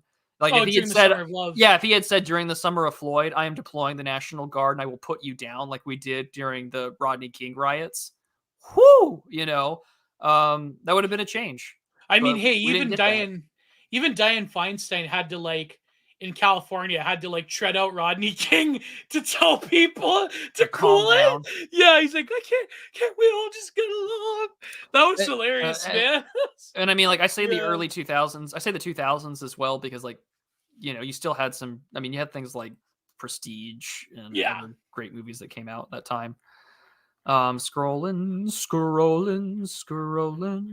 Let's see if I can find the next one. Fan Zeng says, "Bring back scene girls that aren't Impossible TM." So true. Yeah, so true. A lot of Impossible. Bring them back. Bring them back. The scene girl look. Yeah. I like my emo girls without penises. Thank you. And I'm on the record for that on more than one occasion on the show. A lot of emo girls had bad hygiene, though. You got to admit that was one. That was the downfall, because it would lead to that awful, goofy, pencil colored drawing of damn bitch, you live like this. It's because they couldn't wash their hair that often. That's why they had the hair dye. Yeah. John Carter for probably another entertaining super chat. This is the one. Here we go. Marry, kill Angela Belcamino, Nikki Haley, and Aya. Oh, this is a hard one. Well, Prude, you go first. Yeah, go ahead. Stick us out into public opinion. Let's see here. All right, off Nikki Haley, just because that queen of American body politics needs to die. I can deal. We're gonna screw Aya because that woman obviously knows what she's doing. Yeah, she'd probably be fun for one night. Actually, no. We're gonna reverse this. Marry Nikki Haley because that's money and wealth I can marry into and inherit. Definitely screw Aya, and then I guess we're just gonna kill Angela Belcamino because what good is a 40-year-old roasty harpy ever had for society? So there you go. Yeah, but then you screwed Ayala, so in some ways she's worse. Yeah, but for one night of hedonistic pleasure, I'll take it. True. So screw Aya, marry Nikki Haley, kill Angela Belcamino, John Carter. There's your answer. All right. Me? You want me next? It's for both of us. Okay. We answer both super chats. I think we'll both marry Nikki Haley. She'd be my mommy GF. My mommy subcontinent. She worships the white guys. I'd marry Nikki Haley 100%. Money. She ain't that bad looking. Still got a rockin' body. No downside there. I'd probably have to screw Angela Belcamino because she ain't. I don't know. I'd have to off Ayala because Ayala is objectively evil with what she believes in and what she thinks and what she posts. So I don't know. I don't know. Ayala, it's a tough up, but I couldn't. Here's the thing: I couldn't get the body count out of my head. That's probably why I'd have to get rid of Ayala, because Bel Camino probably does have probably a few bodies there, but I couldn't save Ayala. Can you imagine if one of us picked Mary Ayala? I think both of us don't. I think both of us have enough self-respect to never say that. No, yeah, exactly. Different. Ayla is unsavable. She's probably possessed. Exactly. Yeah. Oh my God, Spasticus, you son of a bitch! Oh no! I haven't seen it. I'm going in order. You bastard! They blew it up. That's funny. That's pretty great. We'll get to that one in just a minute. I still have a few more that we. I don't even know the one he put there. Anyways, sorry. Go ahead. The super chats are rolling in for you, bro. Holy crap! It's been a good day. Yeah. Patrick Casey says favorite Western novel. Reading Blood Meridian at the moment. I don't have one. I don't know. I'm glad that he prefaced it with Western novel, because my favorite novel of all time is the Brothers Karamazov. So Western books that I have read that I can remember that I enjoyed. The Shootist, Glendon Swarthout, 19 something. It's a more recent. I think it's a 70s or 80s Western book. There's a great series called, what's a series, I guess, what you could call it. Yeah. Lieutenants by W.E.B. Griffin, a Brotherhood of War novel series. I really enjoyed that. It was a fictional careers of army officers in the Second World War onward into Korea. And it starts when all theaters of the war, North Africa, Europe, and such. And it just tells this great story. And they go on from like the lieutenants, the captains, the majors, the generals. It's 6 books. Interesting. I liked them a lot. I mean, those are great pulp books. As for Western novels, my favorite Charles Dickens book is actually The Mystery of Edwin Drood, because it was a mystery and it was also like a really nice period piece that never finished. Maybe I like it so much because it's left unfinished because he died. Didn't Norman Mailer write a Western novel? Norman Mailer? I think so. Yeah. I'm sure he's wrote some Westerns. I'm trying to think of. He also wrote Marilyn Monroe's biography. That's right. Yeah. Oh, he wrote The Naked and the Dead. The Naked and the Dead. There you go. Yeah, I think I read a bit of it back in the day. Yeah. Or one of his, I know there's like more poetic and theory cell versions of Western novels, but I'm not that much of a lit cell. I'm not that much of a lit head. I should be, but I'm not. I'm more of a visual art person. Remington's one of my favorite Western painters. There you go. But no, I should read a good Western novel. But yeah, I mean, good military pulp, I would always recommend the Brotherhood of War series. As for like pulp sci-fi, I also really like Robert Buettner's The Orphan series, because it's a more realistic version of what the war of Starship Troopers would look like with like present day technology, which is thoroughly enjoyable. But we're going to keep scrolling.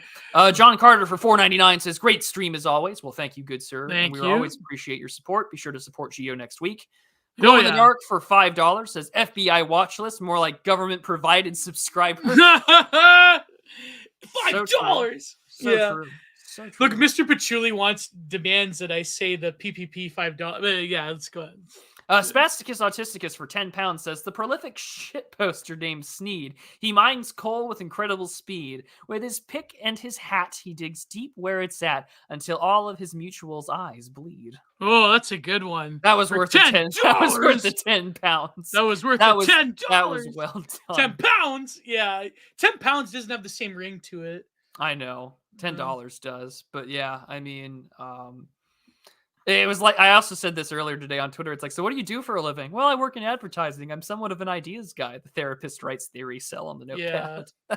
Oh my God, Glow in the Dark, you bastard. Another one. All right. Anyways, I love FMK, by the way. I love playing FMK. Mr. Patchouli for £5. $5. Love you guys. Digital Archipelago forever. Watch Irreversible and Meet the Feebles. I can't stop posting despite trying to do this without attracting attention. Oh, I assume you're at work. Don't get in trouble. Mr. Patchouli, where do you work, by the way? What's your job description? Are you a theory cell? Are you an ideas guy at work? Yeah, can you imagine if he works at like an incredibly cancelable job? He's like listening to us. Oh God, imagine. But we should, one of these days we will watch those movies and review them. I promise. Yeah. Meet the Feebles. What's that about? I don't know. I'm gonna go look that up right now before it's.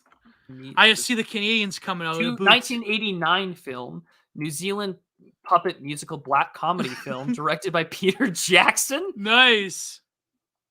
What the fuck is this? Okay. 97. We might just watch this just based off off of the picture alone I just pulled up here. Mr. Patchouli, look at it in your friend. Mr. Patchouli's a front desk guy at a woman's shelter. Yeah, don't mind us talking about Don Lemon then. FMK, Gio, Scotty, Nicolol, and Nyana Yan cosplay. Who the fuck is Nyana Yan? Is that the Never Miss girl or whatever? Oh, is that the Never Miss one? I guess so. I'm gonna go with she's that. One. Yeah, okay. She's that. Hit or miss. Yeah. That one. Fuck. Oh man. This is brutal. Okay, I guess I should go first. I just saw Spasticus Autisticus later comment saying Gaia has a higher body count than some Serbian war criminals. Oh, that's so brutal. Okay, listen. Kill Nyana Yan, even though she was the right-wing version of Nicololo, but I like Latinas. I like them with a bit of chub. So I'm going to F Nicololo. And just to fucking spite Mex Cole, I'm going to marry Gio Scotty. Just to say a huge fuck you to Matt Gold. I'm going to pick Gio Scotty to marry. So there you go. Look at Spasticus. I'm subbed. I will probably take a very similar line. I guess we'll kill Nyana Yan cosplay. Yeah. I don't want to deal with someone hitting the wall already. So I guess we'll just screw Nicolol and then marry Gio Scotty because the other pictures on her Instagram don't look that bad. Yeah, plus she seems young. Yeah. Marcos 588 for Australian 7.99. Hilarious show as always, lads. You bring on Old Mate Furious for some mad bants sometime soon, or please finish reviewing part 3 of Ben. Oh yeah, we do have to finish that. We do need to finish it. I do actually have the parts that have been copyright struck still saved. look. So I may just upload those. It's gonna block you again. I'm just gonna upload those later. Yeah, no, you should upload, honestly. Oh, Jesus H. Glow in the dark. This one's going to be brutal, bro. This other one's going to be brutal. Oh, no, this is super easy. Okay. You go ahead, then, if it's so easy. This one's easy. You kill Academic Agent. Screw Stargon, because that's what he hates when the alt-right tops him. And then I guess marry the Distributors, because we're both religious, so we would never do anything with each other. And True, you'd be celibate homosexuals like Andy Warhol. Exactly. That was that easy. Thank you, Glow in the Dark. I would probably marry Distributist. No, you know what? You married. I'm gonna go controversial. Are you gonna be the man that steps up and marry Carl? I would be the man. I would be the man that steps up and marries Carl. I wouldn't kill AA. I'd probably just have a fun time with one night stand with AA. And, I couldn't kill the Distributor. See, this is so hard. This is so, okay.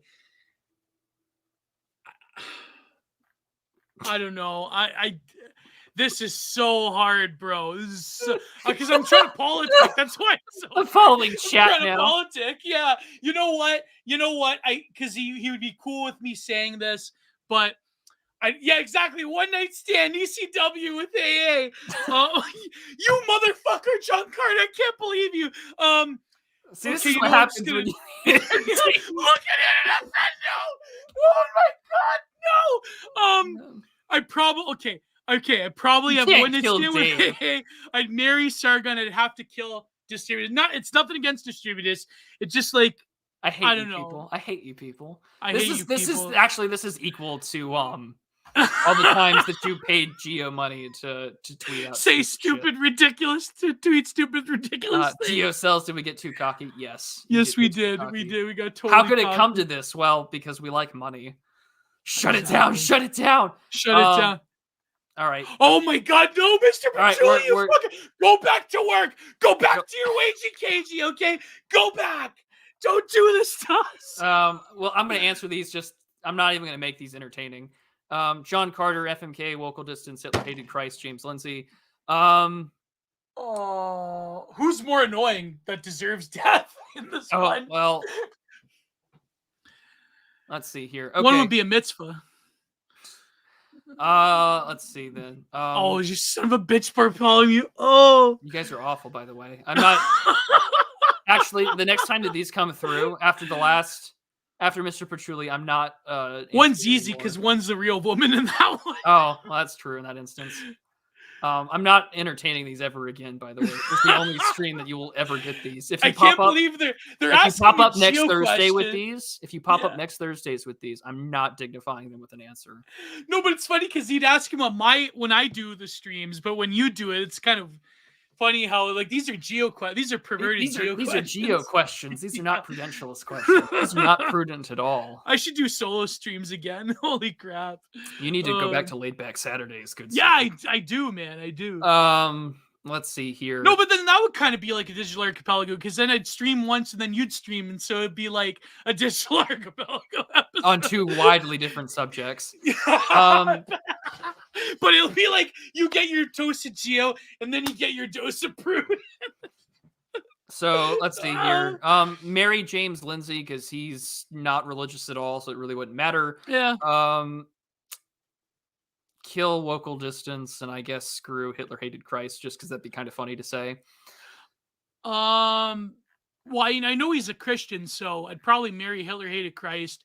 I mean, he's annoying, whatever, but I know he pisses a lot of people off, but I never had a problem with the guy. You know what? I'm going to marry him.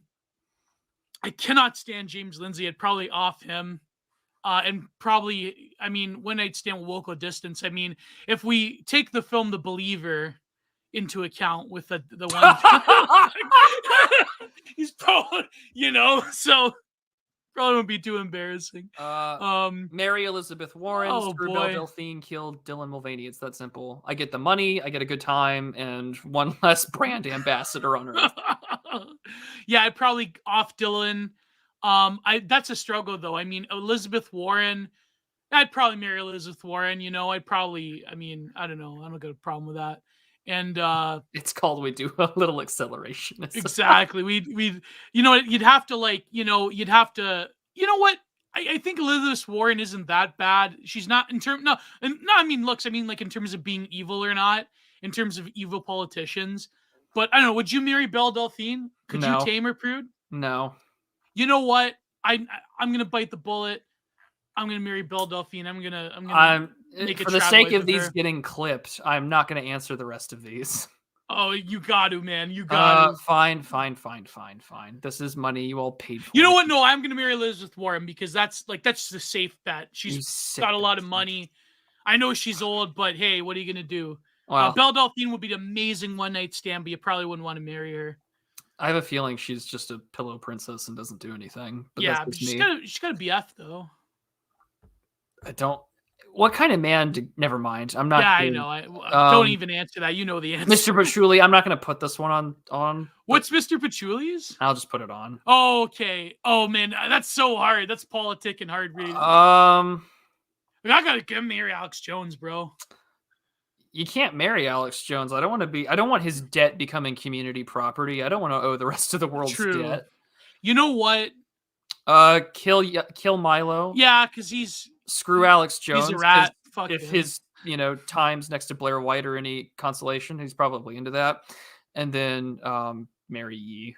Okay, marrying Ye would be pretty chaotic, but probably marry Ye. I mean, he's probably the only one with any money left in that group. So I'm purely thinking now in economical terms. That's why I said marry Elizabeth Warren because cash. Because congressional insider trading brings in hot money. Yeah, I love how our fans are basically making us gay for pay right now. The real spiritual faggotry is the super chatters. Look at yourselves, you queers. Oh, you're going to have to put that in the editing button, Bo. No, I'm not. I'm not editing it. I'm just going to make I some love how we both bastard agree review that we're going to get off that Milo's not worth it. Just kill him, man. Net negative. Ye would be pretty interesting because I probably could talk to Ye about art and philosophy. One of his favorite artists is James Turrell, so I probably could find myself in a good relationship with Ye. Okay, two of these aren't even women. Okay, I shouldn't say what I'm gonna say right now. I shouldn't. I'm not gonna give you an answer to the other two. The only one you marry is Lindsay Ellis. I'm marrying Lindsay Ellis. I despise and I hate Philosophy Tube. I think Philosophy Tube is like utter cancer. I think he's such a she is, just for YouTube purposes, it is such a sophist. I despise Philosophy Tube. Going into the trash disposal. But I think that for a one night stand with ContraPoints, I mean, what are you gonna do?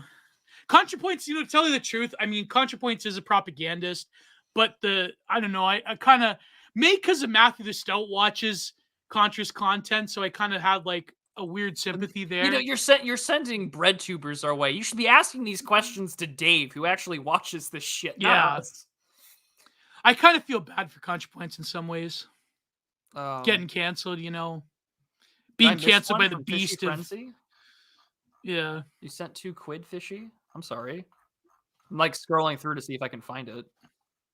Or did you send it on Entropy, Fishy? Let me know. Yeah, you should check in. No, there's there's a few by Glow in the Dark again. Okay, yeah. Glow in the Dark I'm just scrolling through the chat here. Glow in the Dark for $2 saying it's fun to tease streamers. Oh yeah, definitely. That's so true. We dance like monkeys. We got your entertainment out of me, you spiritual queers. Prude's on his Lev arc, just insulting the audience. Hey, did you hear about Crumpler? He wrote about Lev? No, I didn't. Yeah, Verse talked about. He's like, I guarantee you, he wrote about Lev, and Lev asked Crumpler about goon caves, and if he goons to Anna Kachayan. Listen, buddy, I literally had someone just only explain that term to me last night. Oh, you didn't know what goon caves meant? No, I didn't. How long have you been hanging out together? I do now. Oh my god. Yes, Glow in the Dark, it kind of was. How will the digital archipelago ever recover? You'll find out next week. You'll find out next week. Fishy Frenzy said, "Oh, not Entropy before John." Yeah, Bartholomew. Yeah, he said that. Don't tell you you've never gooned to Red Scare. He actually said that to the crowd. Oh, right before John Carter's. Okay, I'm looking for Fishy Frenzies now. Oh, Fishy Frenzy. Yeah, I'm trying to find it. Oh, there it is. Yeah, I need a digital archipelago on pulp fascism. Oh, is that the Jonathan Bowden book? I'm looking it up now. Yeah, it's the Jonathan Bowden book. Yeah. That could be a good one. Could review that. Yeah, right-wing themes and comics. Yeah, why not? We could bring Conan Esk on for that one. Yeah, right-wing themes and comics, graphic novels, and popular literature. Yeah, that would be fun. Why not? This is where he talks a lot about Batman. Yeah, we could probably bring Conan on for that one. Yeah, why not? That sounds like a great time. Maybe in like a month's time or so. We'll see at the end of the month or so. We'll see what happens. But yeah, write it down. That's a good idea. Yeah, no, I literally am pulling out my pen right now to write that down. Yeah. Oh my God, Muktuk, what did you ask? Yeah, don't look that up. What the fuck did you really officially screwed yourself? Well, Bartholomew, what is a goon cave? I'm just gonna let that happen. It's like asking what Chris Chan is. Well, that has like a 70 some odd part documentary that you can watch on your own volition and discretion. I remember Koliak people used to raid Goon Cave servers on Discord. Good God. The Goon Cave is okay. It's essentially I wrote down Meet the Feebles. I wrote that shit down because I saw the picture for it. Hilariously vile offbeat as an offbeat Marvel. Yeah, I can't. This is Peter Jackson's work. Let's go. Oh, I've heard of Meet the Feebles. Yeah, it's Jim Henson-esque puppets and a perverse comic satire. Okay, I'm reading the. Oh God. I think I watched this when I was like a little kid. I don't think you watched this at all as a little kid. If I'm reading the plot description on Wikipedia. Oh man, I remember this somehow. It released in 1990. Whoa. Oh my gosh. Yeah, 1989 New Zealand puppet black musical black comedy. Okay, I mean we'll probably watch it at some point. I'm writing that down as well. That's crazy, bro. So yeah. Okay, well, I might be live. I might squeeze in time for it. But I will be on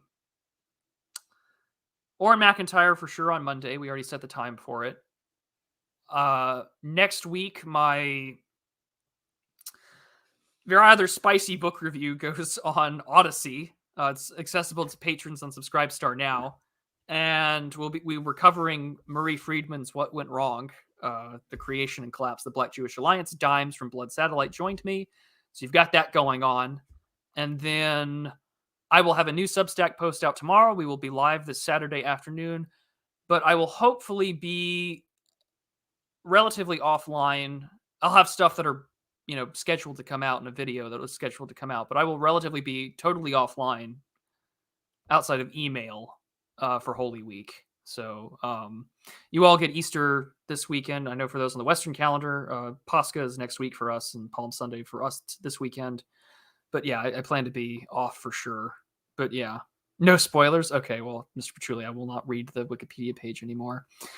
And then, yeah, I've got some more great stuff lined up coming for you all very soon. And I think Gio's also, you've shilled, right? Yeah. Okay. And then, yes, there's tomorrow's also content. Yeah. There's also the U.S. event that is scheduled in June. The Sildings event, the Nashville conference as well. Tickets are available if you are interested. By all means, that you will want to go forward with that. I have already purchased my ticket. I have sent in my applications to speak. So I will see some of you all there. Some of my patrons will be there. Some friends and supporters of the show have already said that they're coming there. So by all means, check out the Sildings guys for the Nashville conference. Highly recommend it. Yes, it is scheduled during the Apostles' Fast. I'm not happy with that, but I'll live. But yes, the Nashville event. Yeah, so it'll be very good. So new Substack out tomorrow. I will be live this Saturday. A video is scheduled to come out this coming week. I will make time to be live with Gio on Thursday, so Gio can also enjoy this crazy super chat stuff as well. And then I will be live on Oren McIntyre on Monday. Outside of that, I will be out of commission next weekend for Pascha for obvious reasons. And yeah, that's what I've got going on. And I have a new piece on the Old Glory Club that got quite a bit of attention called Bleeding Transis. So you should all read that. Yeah. But yeah, that's what I've got going on. And by all means, tune in later tonight to Oren McIntyre with Astral and Lomez. And you get to see our good friends on there for the first time. Lomez has been on before, but this will be Astral's first appearance with Oren. And we treat it like a cable news sort of production because Oren's reach on the Blaze is pretty extensive, not just on YouTube, but their website, all the podcasting platforms. So yeah, it'll be a good time. We will mog Gio, don't worry. Well, I look forward to it. It's only appropriate that what you've done to me, you do to him. Oh boy. But yeah, so I guess we'll see you all next Thursday live. Yeah. Wait, right. Are we going live? Or... Yeah, well, I'll make time. We'll be live that Thursday. All right. So with that, ladies and gentlemen, continue to support us both on Patreon and Subscribestar down in the links below in the description. Gio's got some great stuff lined up and for Substack. You now, and Substack. So we're all over the place, and we'll take care and see you all next time. God bless. Goodbye. Too sweet. See you, gents.